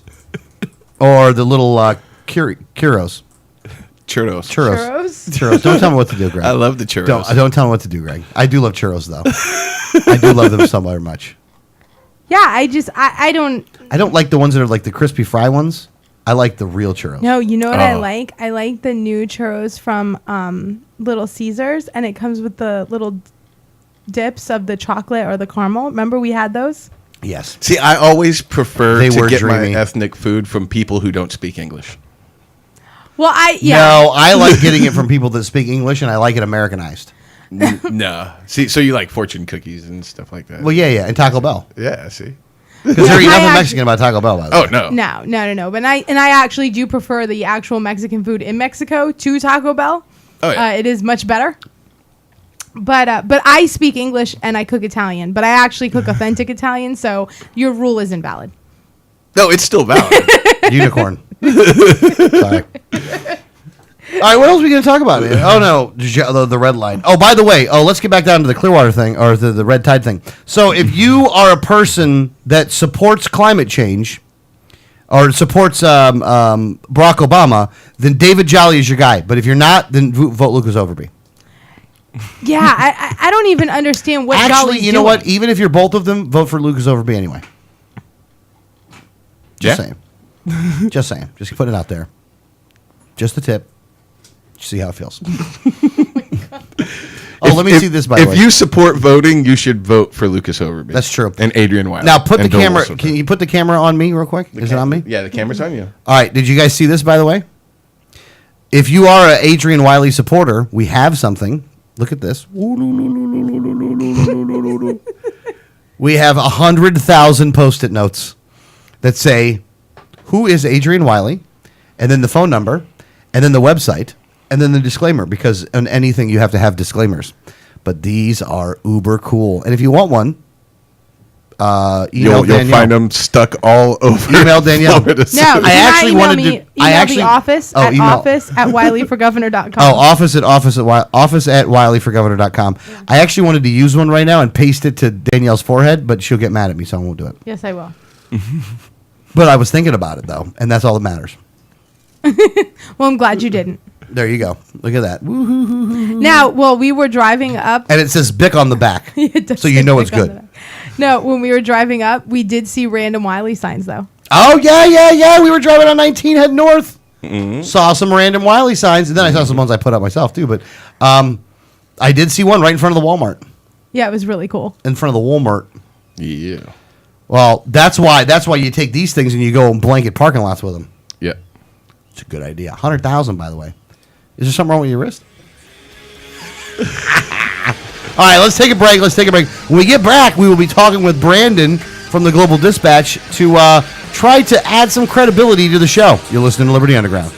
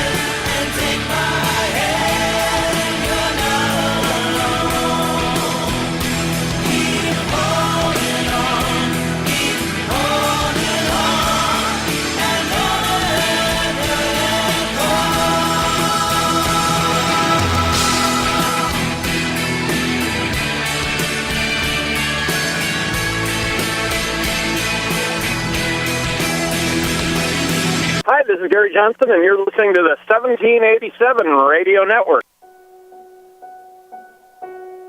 Are the people hearing our message, and they're realizing that the libertarian philosophy is essentially what most people believe. It's the simple philosophy that government should be limited, held within its constitutional boundaries, and that other than that, should pretty much leave people alone to live their lives as they see fit, so long as they're not harming anyone else. I'm Adrian Wiley, Libertarian candidate for Governor of Florida, and I approve this message. Facts about the red light cameras. Fact, you are guilty until proven innocent. The Fifth Amendment to the U.S. Constitution grants you the presumption of innocence. Fact, red light cameras cause accidents. Accidents are up on an average of 40% at intersection with camera. Fact, cameras punish technical foul violations. Over 80% of tickets are written when the red light is on, under 1/2 second. Join the fight at www.banthecams.org. www.banthecams.org. If you received a ticket in Florida, contact Oropesa Law Offices, 800-774-9883 or tacklemyticket.com. Attorney Oropesa understands the stress associated with being charged with a traffic ticket. In many non-criminal ticket cases, there may be no court appearance, no points, and no traffic school. Attorney Oropesa handles criminal violations, DUI, and license suspension matters. Don't face these serious legal matters alone. Initial consultation is free. Call now and you will be advised about any potential defense, constitutional rights violations, the possibility of having your driving privileges restored, or preventing a suspension from going into effect. If you've been classified as a habitual traffic offender, have a driver's license suspension matter, or a pending DUI case, call Oropesa Law Offices now so you can be advised about your particular case. Call 1-800-774-9883 24 hours a day, 7 days a week, or visit tacklemyticket.com. Main office in Pinellas County and serving all of the Tampa Bay area. Find out more at tacklemyticket.com. Mention Liberty Underground and get 25% off. Liberty starts with a like. Facebook.com/Liberty Underground. You know Going Postal offers shipping with UPS, FedEx, and DHL International, and they're a full-service post office. And Going Postal is not just your one-stop shop for shipping. They offer copying, laminating, faxing, packaging, and they even have a notary public service. Visit our friends at Going Postal at the following convenient locations: Palm Harbor at the corner of Tampa Road and County Road 1 in the Sweet Bay Plaza, St. Pete on 66th Street, just south of Tyrone Boulevard near Publix, and be sure to visit their newest location at 35595 US 19 North at Alderman Road next to Publix in Palm Harbor. When the unthinkable happens, it doesn't matter if you save money in 15 minutes. It doesn't matter if your neighbor has the same insurance you do. In this moment, what matters is the quality of your independent agent and the company that stands behind them. Auto Owners Insurance has been recognized as highest in customer satisfaction with the auto insurance claims experience 5 years in a row by J.D. Power and Associates. For award information, go to jdpower.com. Call Row Insurance in Newport Richey today at 727-376-0030. Welcome back, Liberty Underground. If you want to call the program, tough crap because the phones ain't working today. But if you want to visit our website, it's 1787network.com. 1787network.com. And if you would like to donate to the fund that will get the phone back working, you can hit the donate button there and you can get that working out. Not that we really need that, but I'm just saying it'd be funny to just find a way to, actually, just donate to the show. About? Just donate to the show. Don't tell me what to do. Am I being detained? Am I free to leave? Yes. Okay, thank you. Well, I can't leave right now, though. I'm actually not free. I am being detained until noon. You are being detained until noon. So I can't say I'm happy about that, but I'm going to go ahead and do that. Well, you like doing the show, so you are happy about it. Sometimes I like doing the show. Only on the days that it didn't. Why though? I do like doing the show. I'm a little bit of a radio junkie. You are, actually. I am. Honestly, I still can't believe that I do a radio show, by the way. Here's the thing. I'm part of one. You are not a radio show junkie. You are a like to hear yourself speak junkie, because I can get you to say yes to any event as long as I say you're a speaker. Yeah, you're right. Like, you never ever want to leave the house, but if I go, yeah, but you're one of the speakers, you're like, okay, I'll go. Yeah, it's true. That's true. I do like speaking. I'm not gonna lie to you. I do like talking. You know why? It's because I'm so good at it. When you're really good at something, well, you should do it. You know what I mean? I'm good at talking. Good at running my mouth. You should never do it for free. Yes, I should charge. I wish I could start charging more money. You know what? I might down the road here.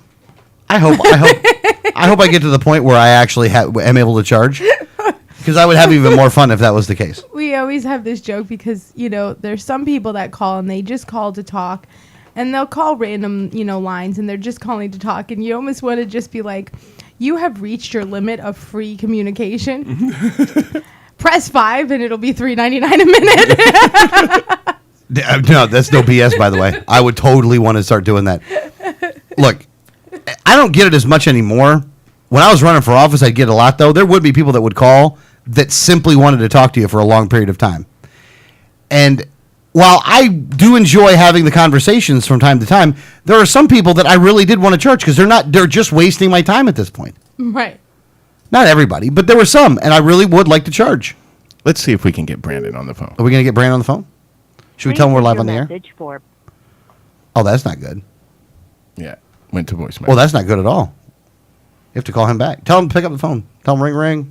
Ring, ring, ring, ring. So, no, I do like talking. I remember when we first, it's funny is, when I first was, I listened to radio, but I was never a caller. I'd never call in, normally. I only called in one time before I actually was running for office. And it was about, it was a sports show. I was actually calling about sports-related topic. And other than that, I would never call, but I'd listen all the time. I just never wanted to call in. And when I first started running for office, I would actually start, Mr. Brandon? Oh, hey, how you doing, Brandon? I'm in the middle of a story. Doing great. But How that's are okay. everybody doing? Doing good. All right, let's just go right to it. His name is Brandon. The website is theglobaldispatch.com. Brandon, how are you doing, sir? Oh, very blessed. An exciting week for us and our family. So, yeah. We, He's a new grandpa. had my first grandbaby this week, yes. Congratulations. You're a grandpa? I am as of Tuesday, yes. Wow. How did you not You're see an old this? man. I have been looking at the pictures. He has like the cutest little grandson right now.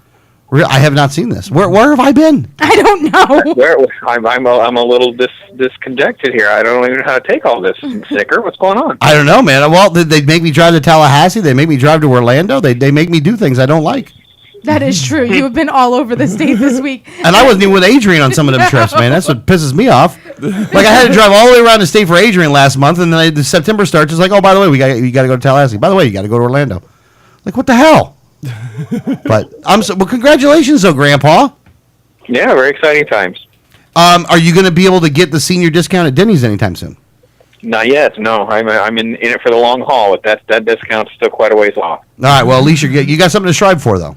You got something to work at. All right. So, other than the very exciting news, that is good news.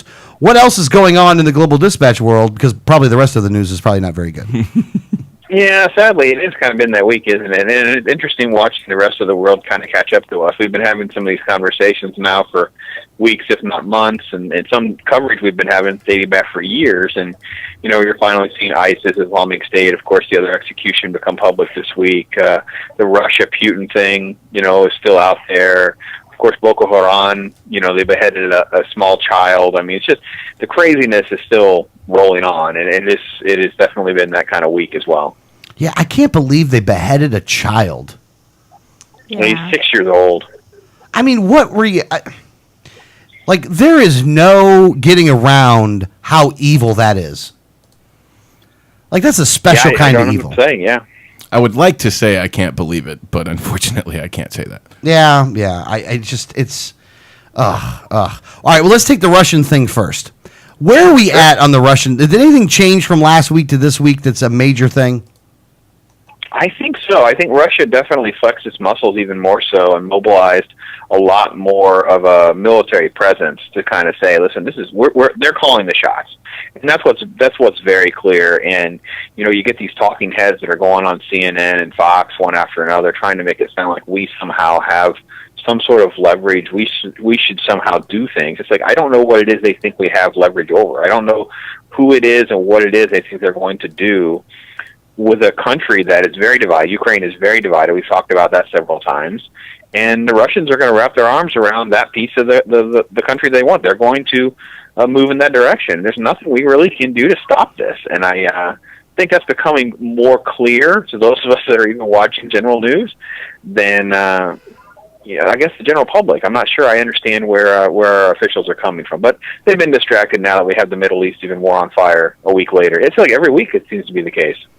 Oh yeah, no, absolutely it is. Now the latest things in Iraq and Syria, which is that the next, not the next, but the other hostage that was a journalist. This guy was from Florida, actually. That he was beheaded via video this week as well, and that is again very, very sad thing that's happened. And I will say this: I don't know if you guys knew this or not. The flags in the state of Florida actually flew half mast for this guy. Now, this is someone who actually had converted, though, a few years ago. A few years before they captured him. To what? To Islam. No, I thought the guy was Jewish. That's not what I read. Brandon, do you know anything about this guy? No, I'm actually jotting down some notes to do a little digging in that area. I don't think I heard about the religious conversion part. I have to look at that. But he was captured in 2012-13, through Syria. He was there working as a journalist. We know that's when we were helping these guys. So that's when they captured him. And it definitely took a turn for the worse, and it's a bad situation.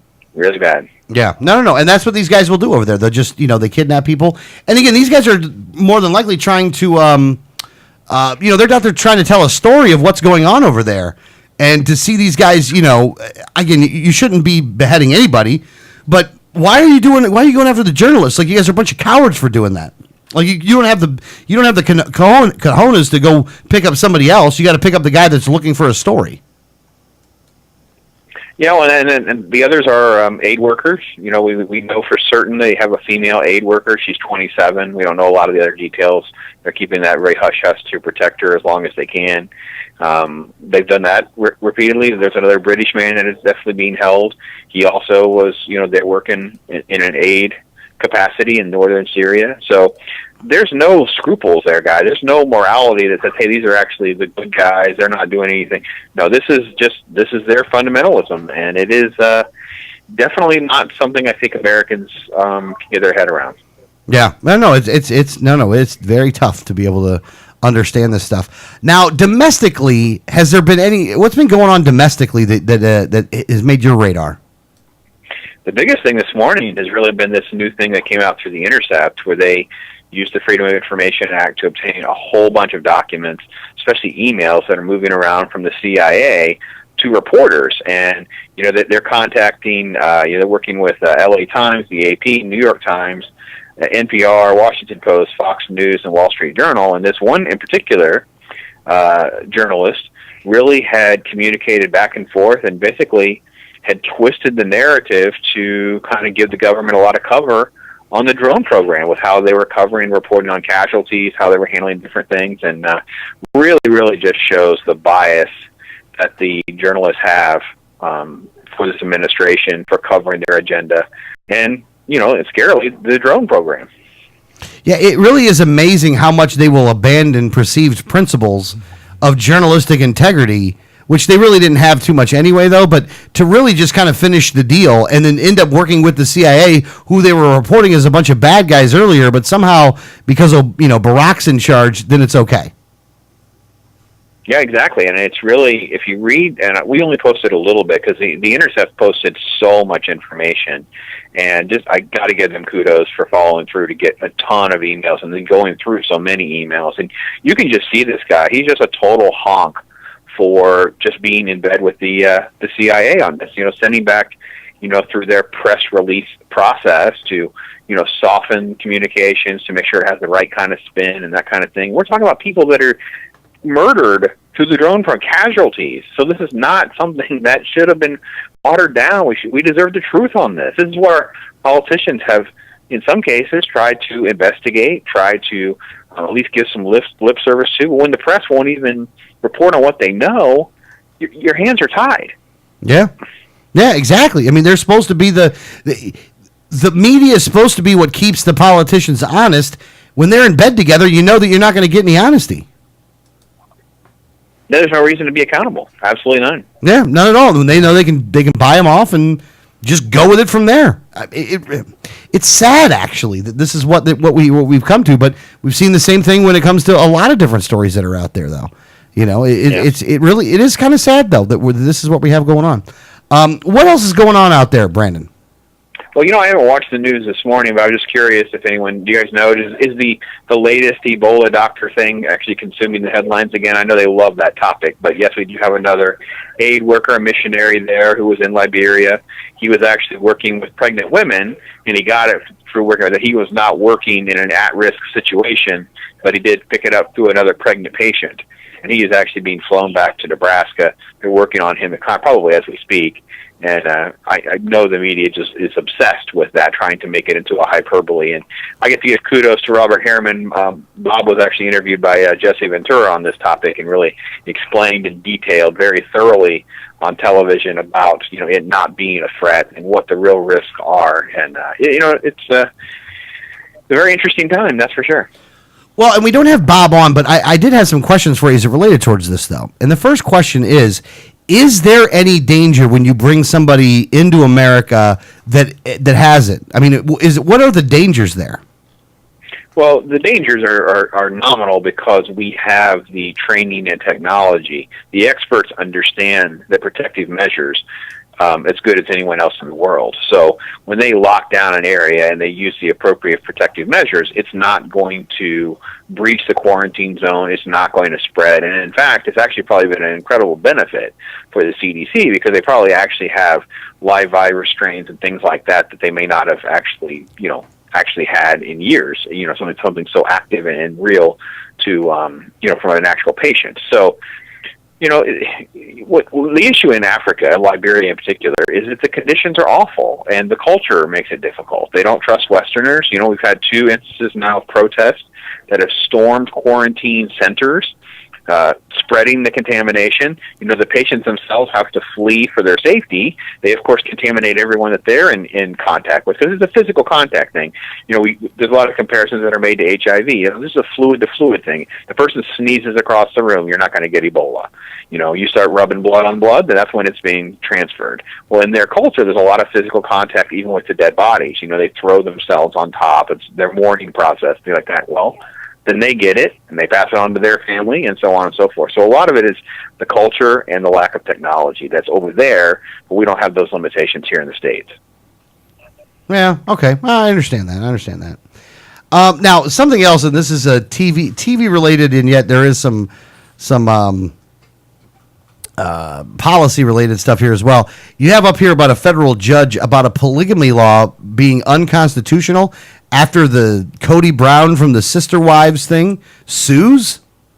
Yeah. Remember I was kind of called. I think I told you guys I was really just thrown to the carpet, man. Insulted two ways to Sundays when I talked about one of the things that Christians had a problem with the gay marriage changes was that it opens up the door of the argument is that it's not an argument for just the homosexual community. It is opening the argument for polygamy and other behavior, and that's exactly how Cody Brown went. He's of course was popularized on Sister Wives, this reality show. He was in complete violation of the Utah law. He had actually fled at one point to Nevada to avoid persecution. Of course, the lawsuit goes through, and the judge goes, "Yeah, you don't have a right to tell this guy that he can't have a contract with these women in a volunteer manner, and it's unconstitutional." So it's definitely moving in that direction. Well, now here's the thing, and this is a question that I have. And Brandon, you're a person that is, I would say, probably is pretty knowledgeable in the Bible. Doesn't the Bible talk about polygamy? But I think you're referring to a lot of Old Testament doctrine. So, I mean, when you're talking about, we're not governing our current culture and society by, the guidelines that people were running in, 1400 BC. I think where the Christian community is, especially when you start to look at, what is truly the definition of what marriage is, and then as we apply that to, as in society, what we see as what is the best norm for society, that's why I think most Christians, go down that route and support that. However, as I've said before, my problem is the overreaching government has muddled all of this and made it such a mess because, no one's, tax credits and all sorts of other stuff that's been a part of it. I think the polygamy crowd is treated badly by the gay community. I have, gay friends who are just insulted that we would actually bring polygamy to the argument or the discussion. And in fact, it's oppressing them too. Why is it oppressing one group and not the other? It's because of the government rules and the government mandates, because they're involved. Yeah. I can't understand why the gay community would be that upset. I mean, it's again, so I guess your kind's okay, but then other people now have a problem. It's like, it's very hypocritical, by the way. It is very hypocritical that you're going to be like, well, I don't like your definition of marriage. I only like your definition and my definition. That guy's definition is wrong, too. Like, who the hell do you think you are? It's okay to discriminate against them as long as you're not discriminating against me. Yeah. Well, that's very wrong. And besides, the guy for the Sister Wives thing, he is totally doing it wrong, by the way. Like, this guy is totally doing it wrong. I've watched an episode of this one, and this guy, honestly, there's 5 wives, not 4 wives. This guy is just as much of a woman as the rest of them are. But that's a different story for a different day. And this guy really does go about it the wrong way. Like, they all live separately. Like, each wife lives separately. They don't live together. Consolidate, man. That's what you got to do. You got to consolidate. See, I don't understand why it's illegal, because, polygamy, it has a built-in punishment already. I mean, you have more than one wife, you have more than one mother-in-law. That's true. Very good point, by the way, Greg. I did not even think about it that way. You're absolutely right about that. So we don't need to make things illegal that have built-in punishments. Yeah, no. It's like not wearing your seatbelt. There's a built-in punishment for that. You don't need to make it illegal. Now let's move from that reality show to actually another television show that we all like, or well, that I like. I don't know if everybody else does, but Brandon does. So me and Brandon talking about it, really all that matters. The Walking Dead. Now there's some new things that are coming out. Was there something new that came out? Well, they're just some new photos, a lot of new press. I have a couple of TV commercials to get up there today, and some things like that have broken over the last couple of days. So yeah, there's a lot of stuff coming out. The promotion's going to come now. Now that we're in September, it's October the 12th is the premiere. So now you're going to see a full court press of a month-long promotion. You're really sort of fan the flames of the fan base. Get them all riled up to make sure they turn out for a very strong premiere. How do you think this season is going to go? Well, obviously we don't know much, so it's a little hard to say. But I mean, obviously, even the most bland of Walking Dead is usually better than most television. So I don't know how you go wrong. Yeah. I'm looking forward to seeing what happens with this season, though. I think it'll be it's going to be interesting. I think it'll be different than what you've seen in seasons past, just because it's going to start off in kind of a weird way where they're all captured right now. So why do they get? How do they get loose? I mean, what happens there? So it's going to be definitely interesting to see. I think the important question that I'm hoping gets answered this season is who's mowing the lawns during the zombie apocalypse? I would like to have that question answered. Yeah. Everything's very well manicured. Yeah, who's doing the landscaping? Is it zombie landscapers? It could be. Could very well be. It would be great to actually see that just as almost like a joke in the background or something. Like just have a zombie standing at a lawn. The mower. Yeah, have him mow the lawn. It's the vegan They zombies. just happen to be standing there next to one or something. It would just be great. Well, I actually think you could do. I think that eventually you'll see one of these, like when they domesticate them a little bit, right? So they kind of like wrap their arms on the lawnmower, and then they just push. It doesn't really mow fast, but you do have the ability of getting the lawn mowed. Is it like the Roomba, like when it meets a thing, it just knows to change direction, so it just kind of keeps going and going like the Roomba does? Kinda, but it's going to be more of a remote control blood on like an RC car, and then you got to move them that way. You handcuff the zombie to the lawnmower, and then you just run back and forth along your lawn and have him follow you. It's exercise at the same time too. Very, very good, Greg. I like where you're thinking. By the way, you're a good idea machine. Sorry, man. I'm sorry about that. I don't even know what to say to all this. Yeah, no. I wouldn't anyway. Though it's probably Like Brandon gets off the show every week and goes, "Oh, I can't believe I have to do this thing every Why day. do I keep doing Yeah, this? why do I even do the show? These guys, dude didn't even know I had They that don't- I yeah. was a grandpa this they week." don't I take mean, any, like really. They don't take anything seriously. They're always busting on stuff. They're halfway making fun of things. It's not fun. But thank you for lending credibility to our show. Yes, Brandon, we do appreciate that, though. We appreciate you denigrating your own credibility to help us with ours. It's what I do. I just try to keep a good, perfect attendance. I just try to keep a good record. We'll work out the rest later. It's a citizenship award. He's a giver. Yeah, he's a giver. He's a giver. Hey, and if you haven't seen the email, grand opening for Wiley is tomorrow at the campaign office if you want to come.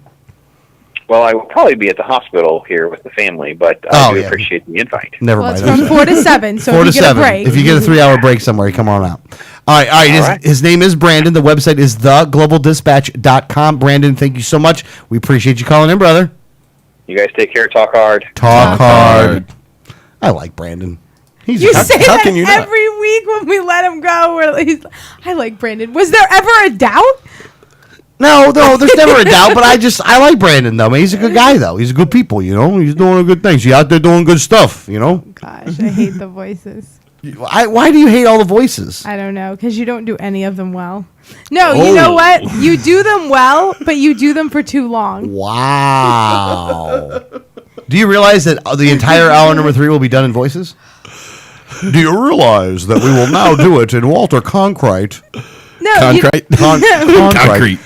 Don't question me. The problem is that you do them well for a short amount of time, but when you go on too long, you start to lose the voice. But That's what makes it funny. But you refuse to just stop while it's good. Juno, let me tell you something. Danielle. No, you never do this one well. That's why I'm doing the voice. I'm doing it because I don't do it well, Danielle, I will tell you this right now, and you listen. My name is the bad guy. Say goodnight to the bad guy. I love. You know what? That was one of the best wrestlers ever, by the way. Razor Ramon. Yeah. He was awesome. It was like Great Tony gimmick. Montana on steroids. It was exactly like that. Yeah. hey yo. I Hey yo. Oh man, how fun was he? Yeah. Scott Hall. Wow, so Scott good. Hall was awesome. Scott Hall was very, very good. That was really. I miss him. I miss him being around. I wish they bring all these other guys back all the time. They very rarely bring Razor Ramon back, but every once in a while they do. Well, there's actually backstory to that, which we don't have time for me to get into right Yeah, now. there's some, but there's a reason why he doesn't come back anymore. Well, yeah, but I wish he would though. Fix it up so I can have him come back. You know what I'm saying? Get all this stuff taken care of. You know what I'm saying? Handle business. Okay, so hour number 2 is in a bag. Hour number 3 is coming up. That was like a Chicago Mexican, by the way. So, whatever. It doesn't matter. I don't care. All right, website is 1787network.com. 1787network.com. This is Alex, co-host, Liberty Underground. We'll be back after these words.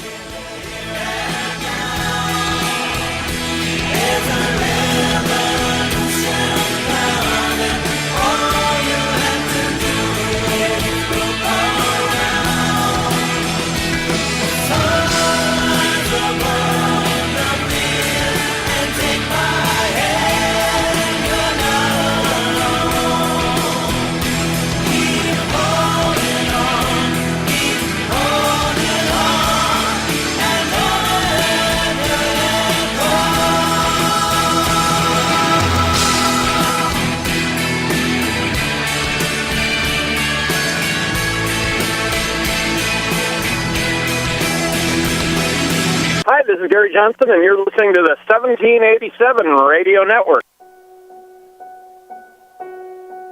The people hearing our message, and they're realizing that the libertarian philosophy is essentially what most people believe. It's the simple philosophy that government should be limited, held within its constitutional boundaries, and that other than that, should pretty much leave people alone to live their lives as they see fit, so long as they're not harming anyone else.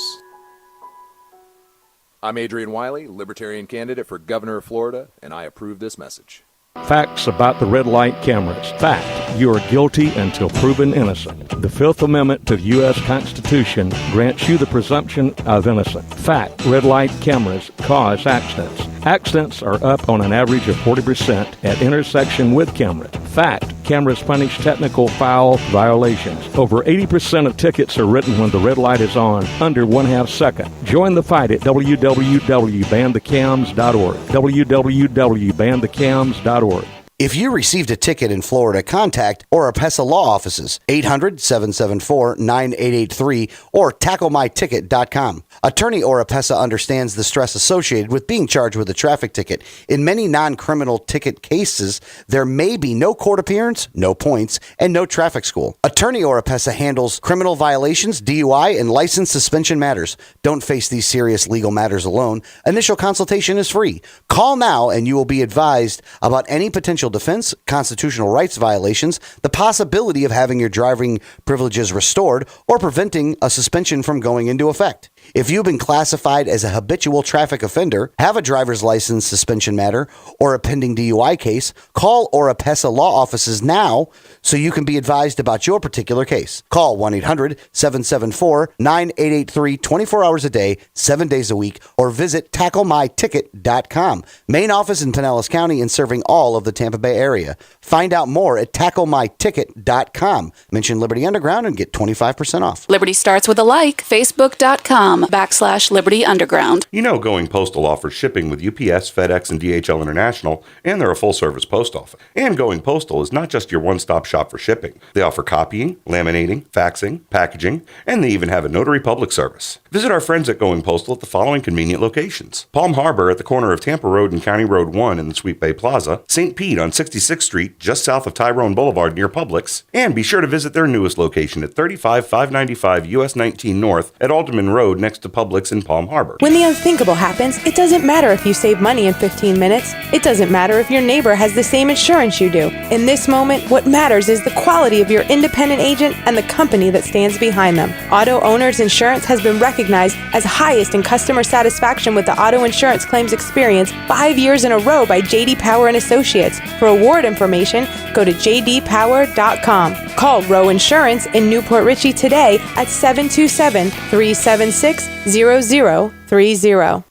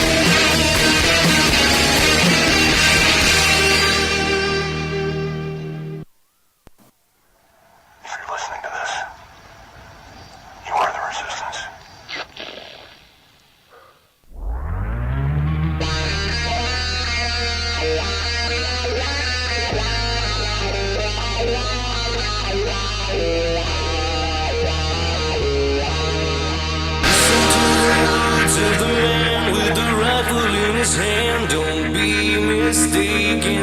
I believe in peace, but I won't be taken.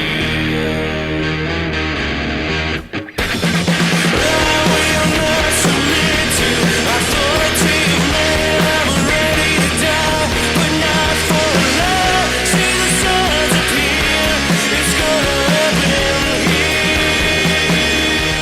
This is Liberty Underground with Alex Snicker, Danielle Alexandra, and Greg Bowen on the 1787 Radio Network. Well, good morning, Tampa Bay, St. Petersburg, Clearwater. This is Alex, co-host, Liberty Underground, along with me, the Duchess of Doing Stuff, Tripoli's favorite libertarian, Danielle Alexandre. How are you doing? I'm doing well. Also, working the controls as well as he does, the Prime Minister of said sinister, Greg Bowen. How are you doing, sir? Spectacular. Spectacular, huh? You Yes. said it like in a very Barry White voice as well. You're like, I'm doing really good. I am doing spectacular. I like it a lot. All right, so we got a lot of stuff to talk about today, but there is something that happened this morning, personally, not personally, but in my Well, it own was personally to me. yeah, personally to you, that has really disturbed me. That I wanted to make sure that we bring up on the show today. Well, it actually started last week, because last week is the first time that I brought him to school that they did this. And this is what happened. I bring Michael to school every morning. Not every morning, but the mornings that we're in town, I try to bring him because we don't get to see him a lot. So I like to spend those mornings with him. And but on Friday mornings, I don't get to keep him here longer and take him to the drop-off line for school. I have to take him to like the before school program because I have to get back and get set up for the show and stuff. What's it called? It's called Place. All right. So last week I bring him there, but he wanted to eat breakfast here. And he normally does. He likes Lucky Charms. He likes some of the cereals that we have that they don't have at school. So most mornings he likes to eat it here at home and then go to Place to play. So I bring him last week, and she says, we get there right as they're getting ready for breakfast. She says, go wash your hands for breakfast. And he says, I already ate. And I was like, oh, he did eat. He had a big bowl of cereal this morning.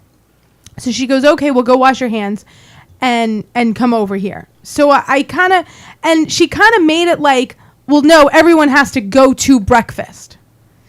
So I didn't want to question anything. I was like, well, I understand if everybody goes into that room because there's no adults in the playroom now if everybody's at breakfast. So I left. But I did think it was odd because it did seem like they were pushing breakfast on him. But I just didn't stop to ask. So this morning I bring him again. And he goes in there and they're getting ready for breakfast. She goes, go wash your hands and go have breakfast. And he says, now he was in a little bit of a mood this morning. So I ended up staying to figure out the whole breakfast thing because he was in trouble for getting an attitude. But so he was like, I already ate breakfast. And I said, yes, he did. He already had breakfast at home. He had a really big breakfast, actually. And so she said, well, you can't, there's no playing allowed in here right now. All the kids are in the other room. And so he wasn't happy about that. So I was taking care of him, not being happy about not being able to be in the playroom. And then she says, so go in the other room and grab your breakfast and go sit down. And I'm like, no, he already ate. And he's going, but I already ate breakfast.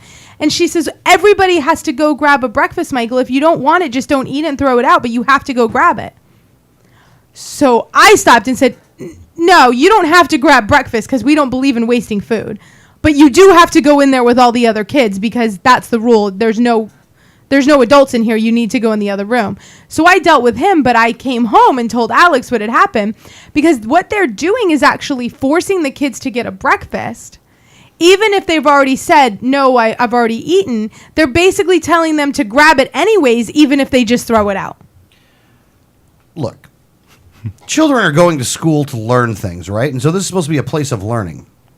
What lesson are you teaching kids when you have them pick it up anyway and throw it out?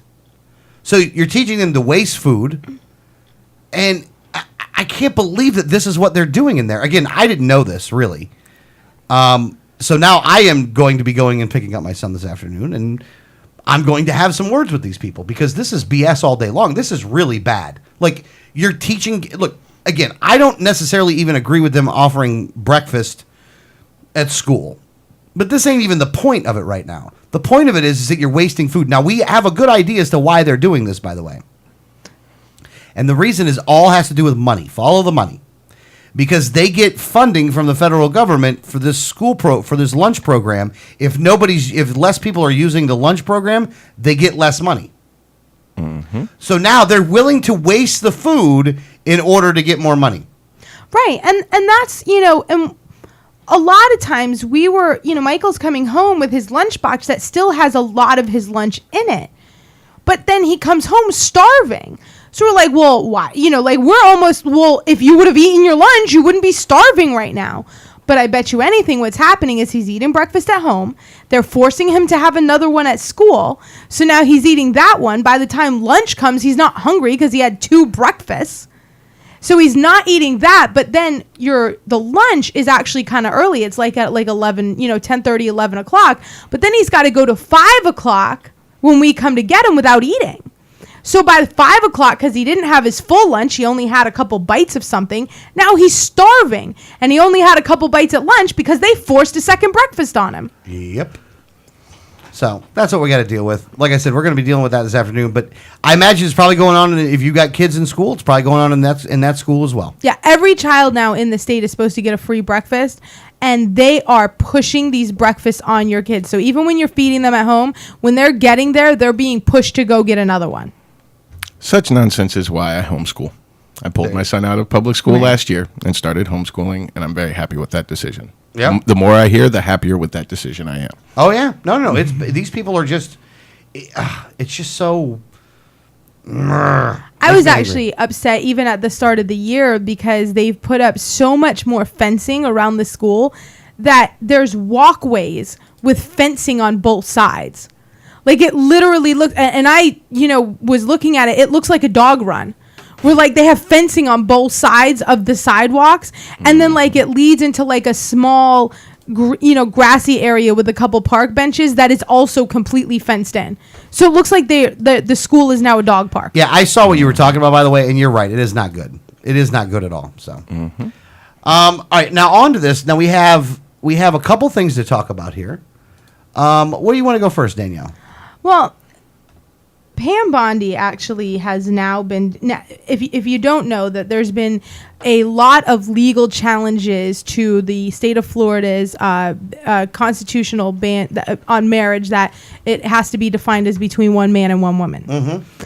And there's been several challenges, and one of the challenges actually came from two women who were married in Vermont. Now, they were married in Vermont legally, moved to the state of Florida, and they've been married for quite a while, but they're getting divorced. But they couldn't actually use a Florida court to get divorced because the state of Florida wouldn't recognize their legal marriage from Vermont.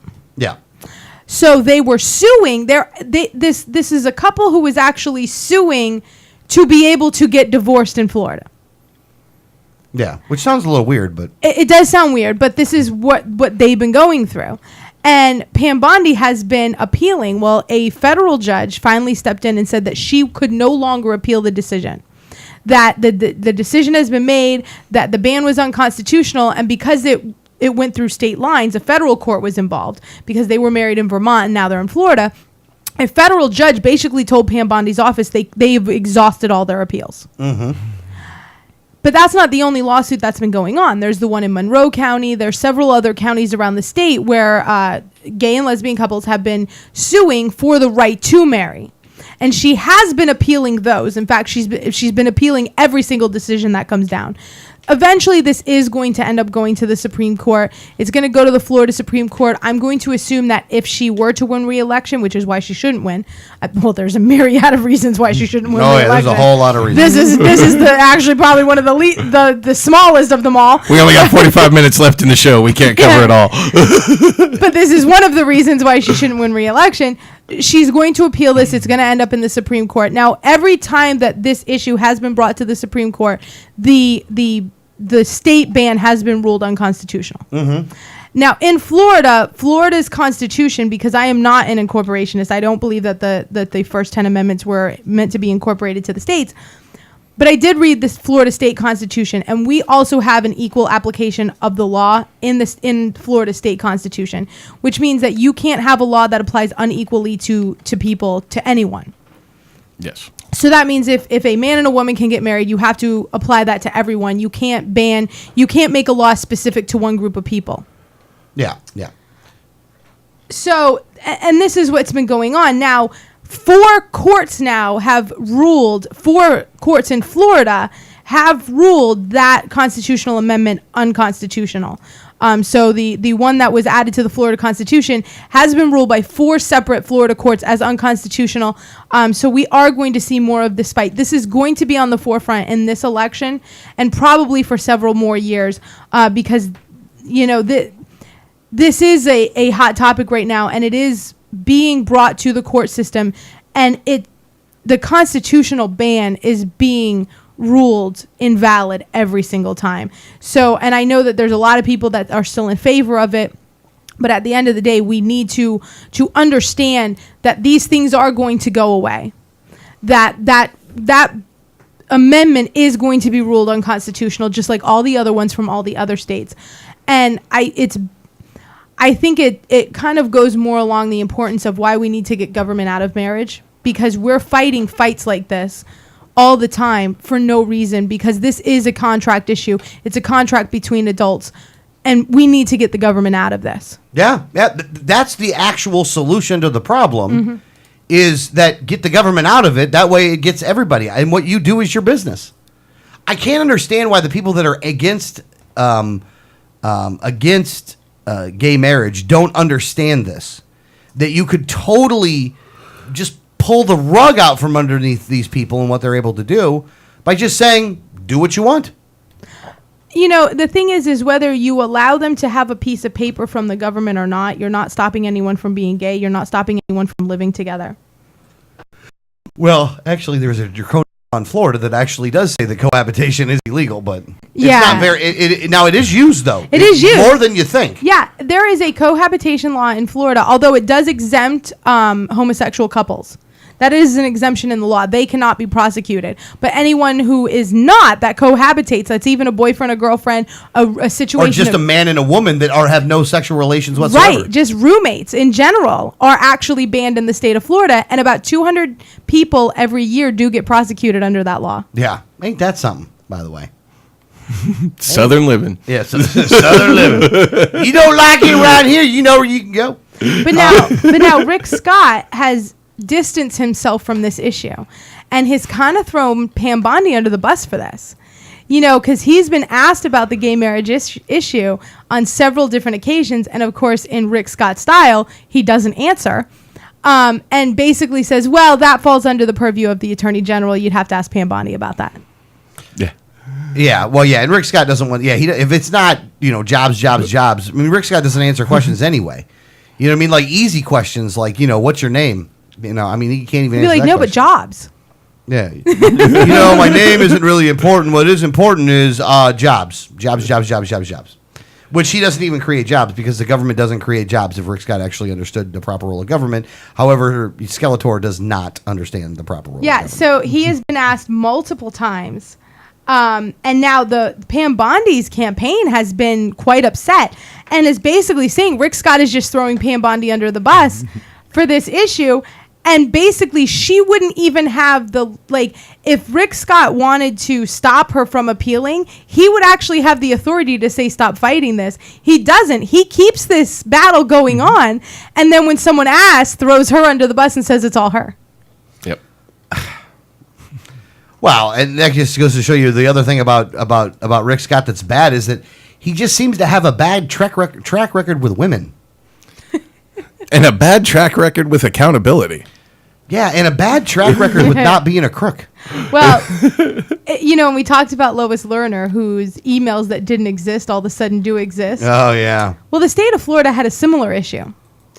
Text messages and private emails that supposedly didn't exist actually do exist. Imagine that.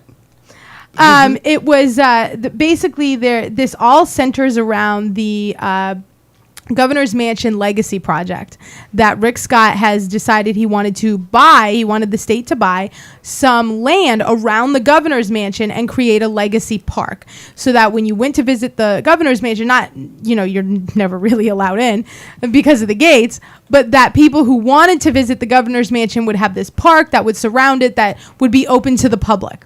It's for the children. Yeah, it's for the children. So this was he kind of strong-armed the legislature into putting like $2.8 million into this project, but then was going to get the rest of it funded by donations. Because it's basically like a $6 million project altogether, but the $2.8 million was needed for the upkeep, just the general grounds upkeep and stuff to get that going. And then, but the land itself and all the renovations and everything was going to be done by private donations.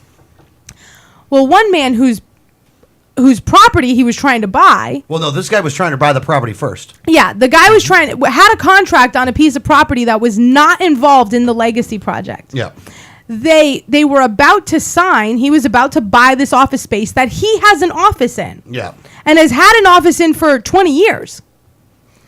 And just wanted to buy the building. He was like, I've been here 20 years. I'm not going anywhere. I want to buy the building I'm in. I like it. Yeah. Yeah. I'm feeling good about it. So, I've tested it out enough, kick the tires. He dated it for 20 years. I think he's ready to make the commitment. I'm going to do it. This was not involved in the project. I actually think he said, I'm a dick. Before he gets busted by a cohabitation law. Yes. So he goes to close on the property, and they say, "No, I'm sorry, you can't close. This has now been this has now been moved into the legacy project, so you don't have the right to buy it." He's like, "What? What He probably said, "What's the legacy project?" Right, he probably did. So they decided to expand the legacy project and now include this building that he was about to close on. He's like, "Well, you've breached the contract. I have a contract with you to buy this land." So in this search and this breach of contract, he finds an email from the official staff of the governor's office that says, "We don't discuss that here. Use our private emails only." And that was all he found. So he subpoenaed all of the private emails and private text messages of the governor's staff. Yeah. And we talked about this a couple weeks ago, that he won his lawsuit and that they had to turn over all of their private email accounts and private text messages. First, they lied and said they didn't exist. But they lied and said, "Well, why would we turn them over? There's nothing here. We never do state business during in our private email accounts." Never. Well, apparently they do, and they do it hundreds and hundreds and hundreds of times. Yep. So these emails have now come to have now surfaced. There was hundreds of them. They haven't even, and this just came out over last week, and they haven't even gone through enough to really know what all is in these emails and text messages. But they do business quite often during office hours for outside projects. And outside projects of the governor's office. So this was supposed to be, you're not allowed to try to get fundraising for a private venture on government time. But very often there's text messages and emails going out to large corporations, big CEOs. Big sugar. That the governor would appreciate a donation to his legacy project. Wow. Now, there was also some other ones that they found. There's some where there's other people who are texting the staff of the governor saying, "I think that this person would be a good person to appoint for this position. I think it would help I think that this person could help the governor down the line if they were appointed." A little quid pro quo. Mm-hmm. There was also an email from a friend of Vern Buchanan that his competition, it was actually a professor at a college, and one of his friends was on the board of directors at that college, and he was using his influence with his friend to get this professor fired. Wow. After 10 years of no incidents, and everything else, for no reason at all, just because he was running against him in the election.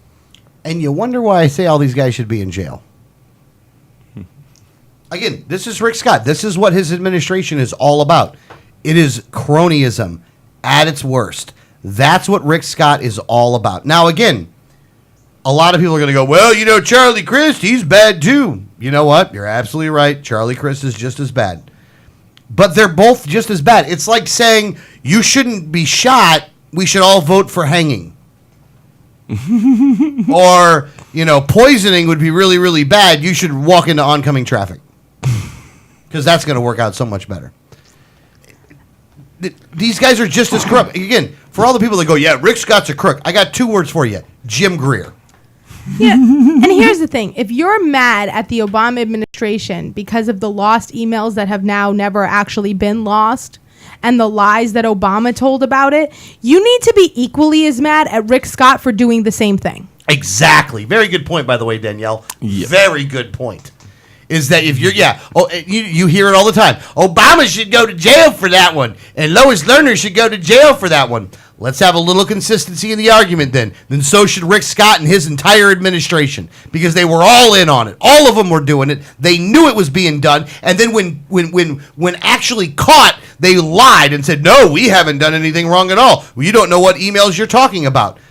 They wouldn't have known if you didn't put it in another email. Again, if you're going to be a crook, be smarter than you are. You're not very smart up there in Tallahassee. Not that you even care, because you need some law enforcement that would actually do something about it. And we know that the blonde bombshell ain't going to do nothing about it, because she's in the bag for Rick Scott no matter how many times he throws her under the bus. Yeah, and listen, and this is just what it comes down to. When you sit there and say, well, we can't have Charlie Crist because he's just like Obama. Well, let's go down the line. Rick Scott is in favor of Medicaid expansion, like Obama.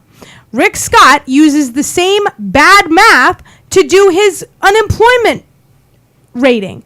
So when you keep hearing that, well, Obama just keeps not counting all the people who are not looking for work. Well, guess what? Rick Scott stops counting those people too, just like Obama. Common Core, both of them are for it. Rick Scott just in favor of a name change. Right.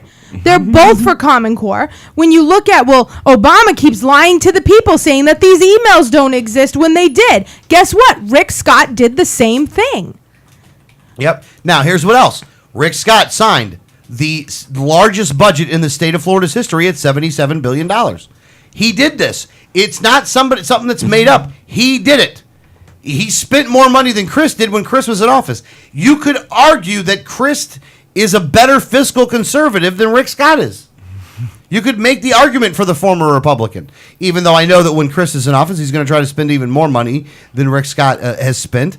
We know that right now. But it's the difference between $77 billion, which is what Rick Scott spent, and $80 billion. Are you going to tell me that somehow $77.1 billion, while it's $3 billion less, is somehow enough to make you want to not vote for a guy like Adrian Wiley, because somehow Rick Scott's going to do so much more drastic things? Like, I saw this article about how there's big differences between Rick Scott and Charlie Crist. Where are these differences at? I mean, one's bald, one has a lot of hair. One's pale, one's tan. Yeah, but they're both kind of the same build, like that skinny, like scrawny, wiry kind of build. Like a cokehead. Yeah, true. I mean, I don't know if they've done coke or not. I don't have any proof of that, but I don't remember. They look kind of like cokeheads, though. I don't remember Charlie Crist pleading the fifth 75 times in a civil suit. No. I don't remember Crist being thrown out of his company because he built Medicare for $1.2 billion. Yep. But I do know that Charlie Crist often uses school children and other things, and he was also a pay-to-play where if you gave him enough money, he let you pick the judicial appointees. Yeah, Hollinsworth, I think, is right. the name that comes to mind there. So I think they're kind of equal in corruption, right?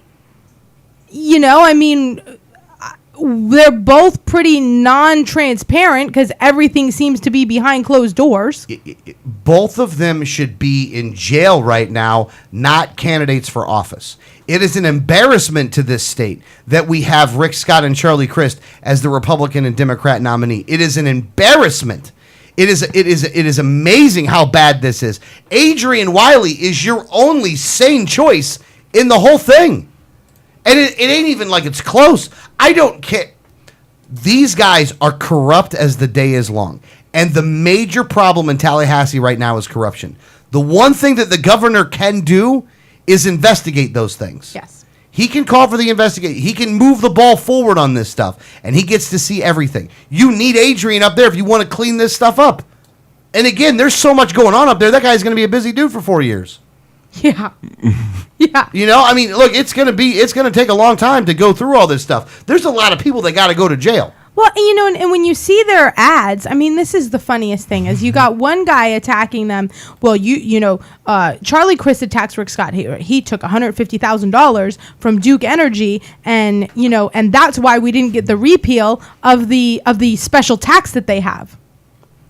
Yeah, and Charlie Crist took $150,000 from Duke Energy because he was the one that implemented the tax increase. Look, if you fee increase. Yeah, and if you looked at the Duke Energy buying off a politician's pay scale, governor gets you $150,000. You know, I think for state house and state senate, the number's a lot smaller. But for governor, it's $150K. They both took it. They both took the same bribe. Yeah, the fact that either one of them would complain about the other one only just shows you how hypocrisy the whole thing is, and also how much they don't care about what you think, and they think they can get this one over on you. But we'll talk about more about these two lovely individuals after the break. The website, 1787network.com, 1787network.com. We'll be back. You're listening to Liberty Underground.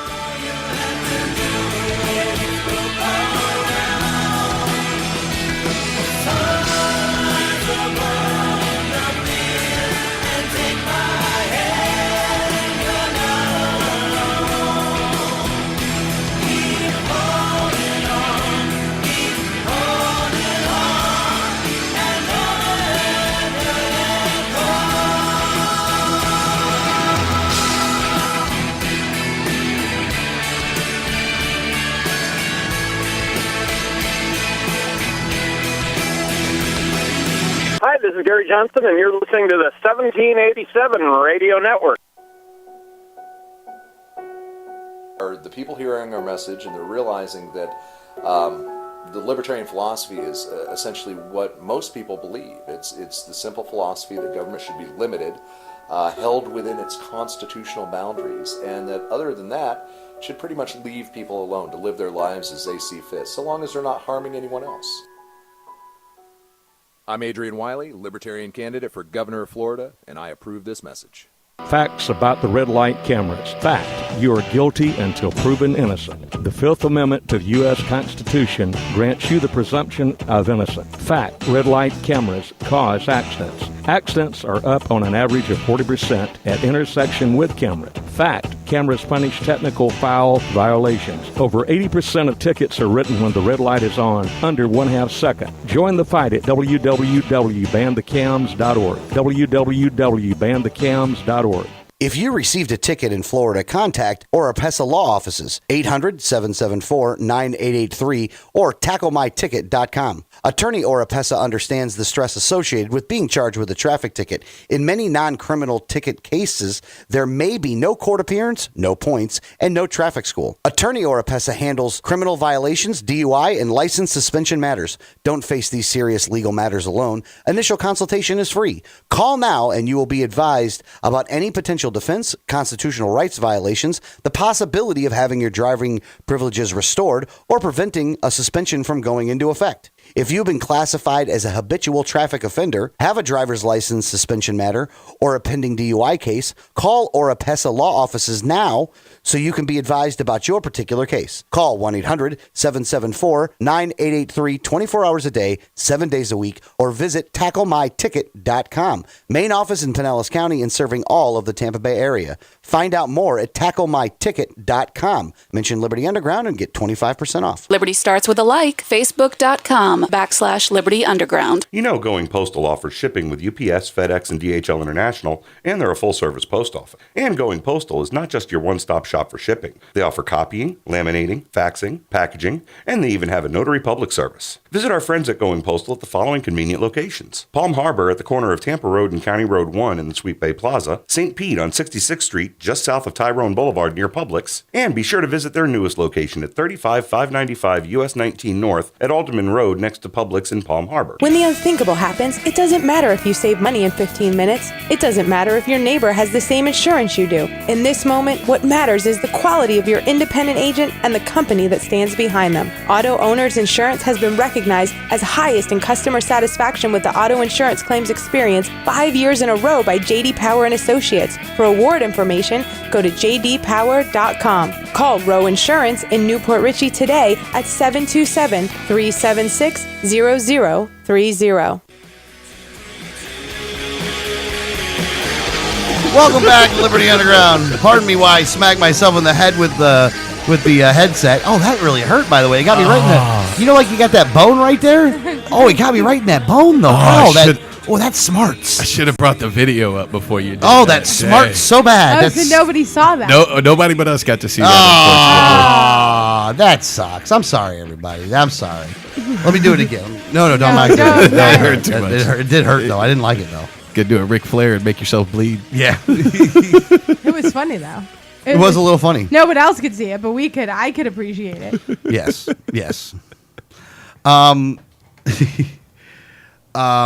Now, we finish up the beer tour, and we have not been on air since we finished it all up. Yeah. Talk about it a little bit. You're a jerk. No. I'm sorry. I got a message from the control panel here, and I'm trying to respond. So start it up, man. Start off your. That was my start. Let's give me your opinion. Do you think it was a success? You think it was a failure? What do you think it was? Oh no, of course I think it was very successful. We gave out. I mean, just in stuff that we were giving out. Because you can kind of gauge it. Not everybody takes things when you're there. So, like for yard signs, they may take one per house, and things like that. And, so you can kind of gauge things. Not everybody wants a t-shirt. Some people are like, I don't really wear t-shirts. Don't worry about me. We gave out, and I finally did all the totals for the end of the month. We gave out like 1,250 yard signs. We gave out 800 t-shirts, 400 bumper stickers, and 20,000 business cards. That's Dang. awesome. Yeah, That's and 2,800 super brochures. And now we have 100,000 Post-it notes. And when you consider that, like you said, not everybody takes something, so pretty much everybody that takes something at least is moderately interested. Right. And there was a lot of people that we were meeting there that was like, well, I haven't made my choice, but I wanted to hear what he had to say. Some of those people at the end were like, yeah, I do want a t-shirt. You have a bumper sticker, yard sign. Some of them would take a big stacks. We gave out so many business cards because generally people would hear him and take a huge stack of business cards to hand out to all their friends. Yeah. That happened a lot, actually. Mm-hmm. No, and it was a big success. I mean, we talked about it on. Hold on, was that the Wednesday show we talked about it on, or You the weren't Friday on show? this Wednesday. Not this Wednesday. Last Wednesday, we talked a little bit about it. But we still had time left on the thing, though. So this is the first Friday after. Yeah. After it. Yeah, back to your original point that this is the first show since it's over. That's true. That is true. That is very, very true. No, good on you. Good on you. Am I being detained? Am I free to leave? Well, we ended in Pensacola. We ended up going to Panama City for a few events. It's like a kid with a toy. So, we were in Panama City, then we went to Fort Walton, and then we went over to Pensacola. Now, we did go to McGuire's. That was packed. Oh, yeah, that place was packed, man. So, we heard there was people all over the place. Adrian was going up, like there was tables right around where we were, because we were at the bar. And we still had, about 30 people around where we were. Yeah. And Adrian would go walk around and they'd say, and people kept stopping him thinking he was the server because he was in a tie and everything, and everyone else is just hanging out. It's a Saturday night in a bar. Yeah. So they'd be like, oh, excuse me, we like to order. And he's like, well, I'm Adrian Wiley. I'm the Libertarian candidate for governor. And people were like, oh, man, there's people all over the place looking for you. Yeah, that was a good time too. We had fun, and overall the tour was a big success, and we did have a lot of fun doing it. I didn't get to drink during all of it though, at any of it, so I'm not very happy about that. But that's all right. I'm gonna make him drive me around though. But after 30 days of being, and we were gone most of the 30 days. I mean, like we were getting home after everybody was in bed. they go to school and to work before we get up because we were getting in so late. So there was not a lot of family time going on for the entire month. So it's funny, on like the Sunday morning, the only thing we had to do was drive home, and everyone was in such a great mood. And it was just like, I get to go home. Yeah, that's true. It was tiring, man. It took a couple years off the life. I'm not going to lie to you. It did take a couple years off the life, but it was, it was a good time. I think overall we had a lot of fun, learned a lot, and that's another big thing that we learn things as well. And you need to make it an effort where you're learning things. Yes, absolutely. Yes. Need to learn something new every day. Yes, you do need to learn something new every day. So now we are we've had a couple days off, although you didn't because you had to drive to Tallahassee. Yeah, and then Orlando. Yeah, well, you didn't have to go to Orlando, but you had to go to Tallahassee. But I mean, for the campaign. Yeah. The trip to Orlando wasn't for the campaign. That's correct. But you did have to go to Tallahassee for the campaign. Yes. So even like when we came back and it was like, oh, we don't have to travel for a little bit. All of a sudden, it was like, Alex, can you go to Tallahassee? Yeah. It's like, oh my gosh, you gotta be kidding me, right? You're kidding me? I gotta do this again? Yeah. So, but everything got squared away, and so now we've been home for a little while, and we're already planning the next tour. Yes, we are. As a matter of fact, it's like we're glutton for punishment, folks. We are glutting for punishment over here. Now, but this Saturday though, there's going to be something cool. This Saturday though, Saturday up in and you got the address and can you pull the address information? I up can on tell this? you what the address is. Oh, okay. Okay. So we have this Saturday is going to be the grand opening of the Wiley for Governor campaign headquarters, which will be at 9851 State Road 54. That's in Newport Richey. It's 34655. That's correct. And yeah, she's right about that. It's going to be going on from 4 to 7 p.m., right, on Saturday? Yes, right? it's 4 to 7, and we're going to have tons of food. There's going to be drinks there. There's a DJ that's going to be out there. Big things going on inside and outside. We're going to have like one of those huge tents and lots of campaign material. So if you did not get something while we were out on the Brew Tour, we are going to be loaded up on Saturday so you can grab, as much stuff as you want, get out there and everything. But it's really going to be a lot of fun. It's a huge party. We have the huge scissors to do the ribbon cutting. So it's going to be a good time. So come out and party with us. Exactly. Now, one other thing I did want to bring up, though, was the Times poll, is that the Times actually did a poll on the governor's race as well. Okay.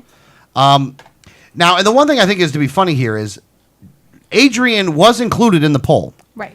And in the Times reporting, again, just in a way to try to distract the people from knowing that there's another option, they didn't really put Adrian's name up there, even though he did get 6.3% in their poll.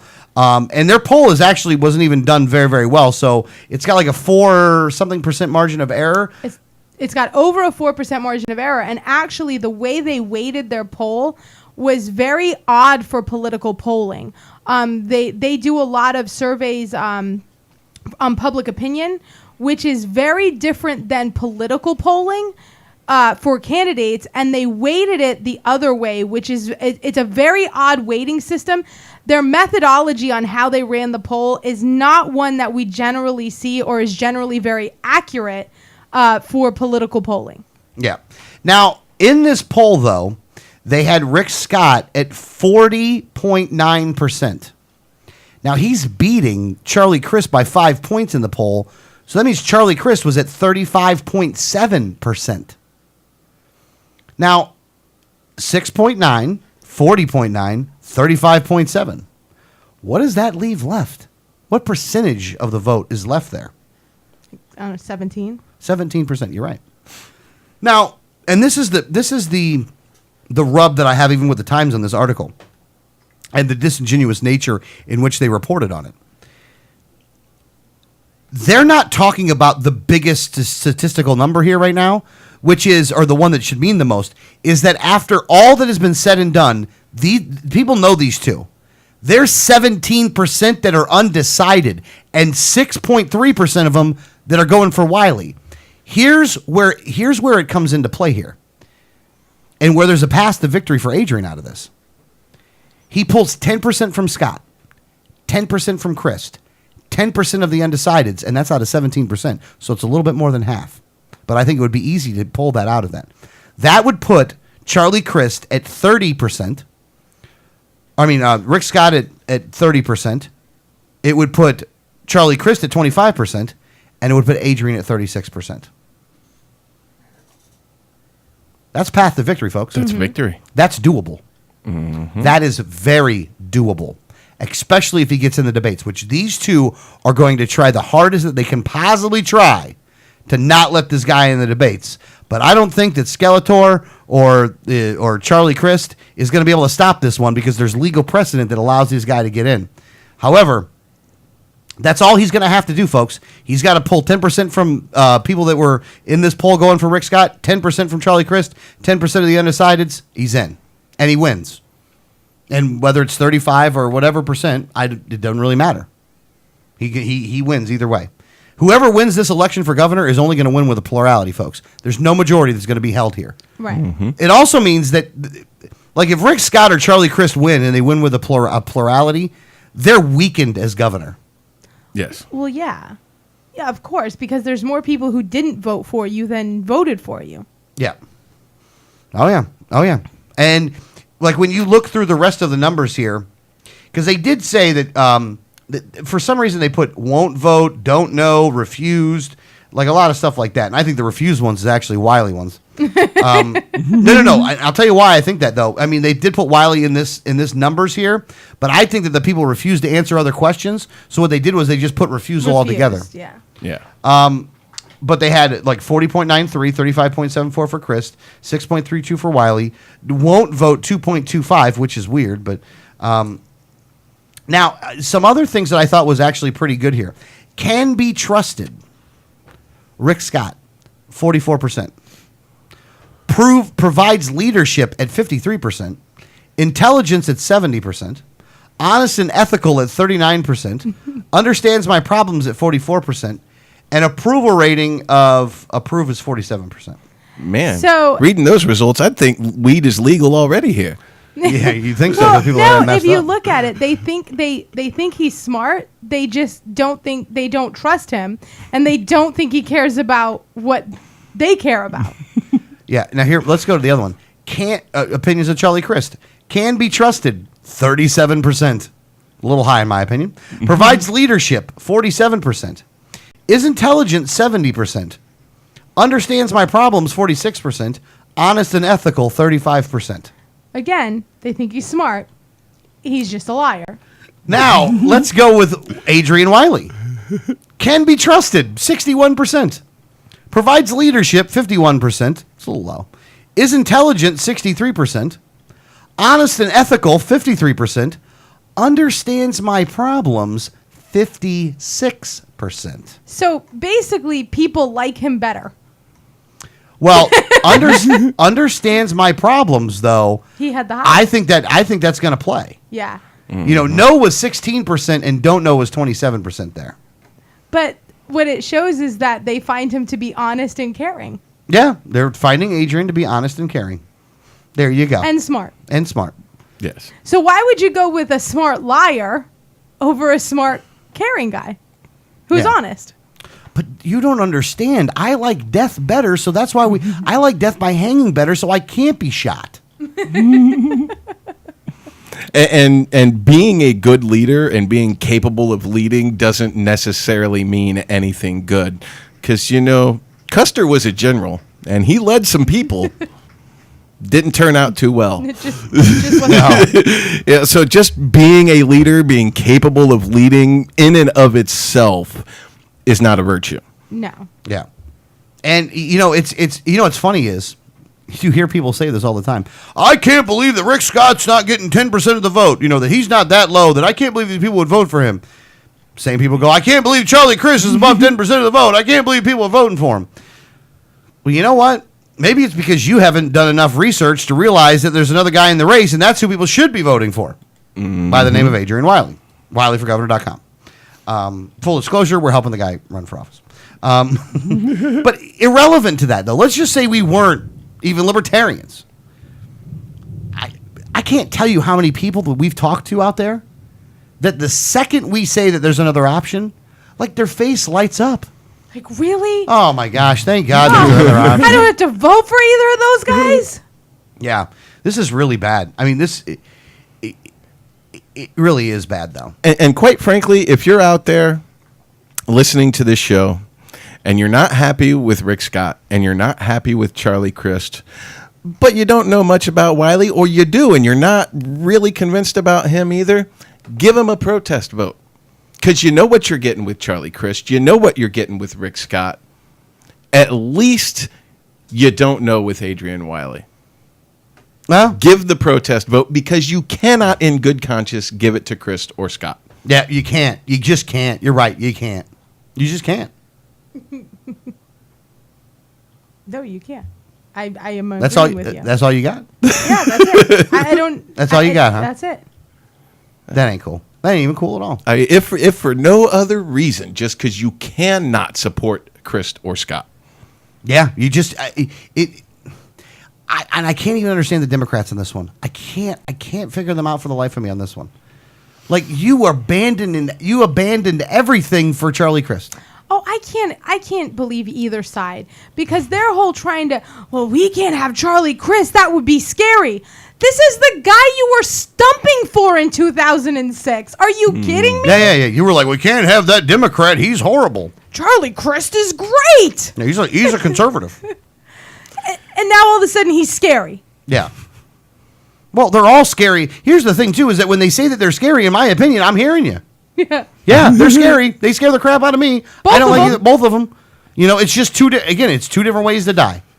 That's all it is. And and then the Democrats, oh, we have to get rid of Scott and put in the guy who's just like him?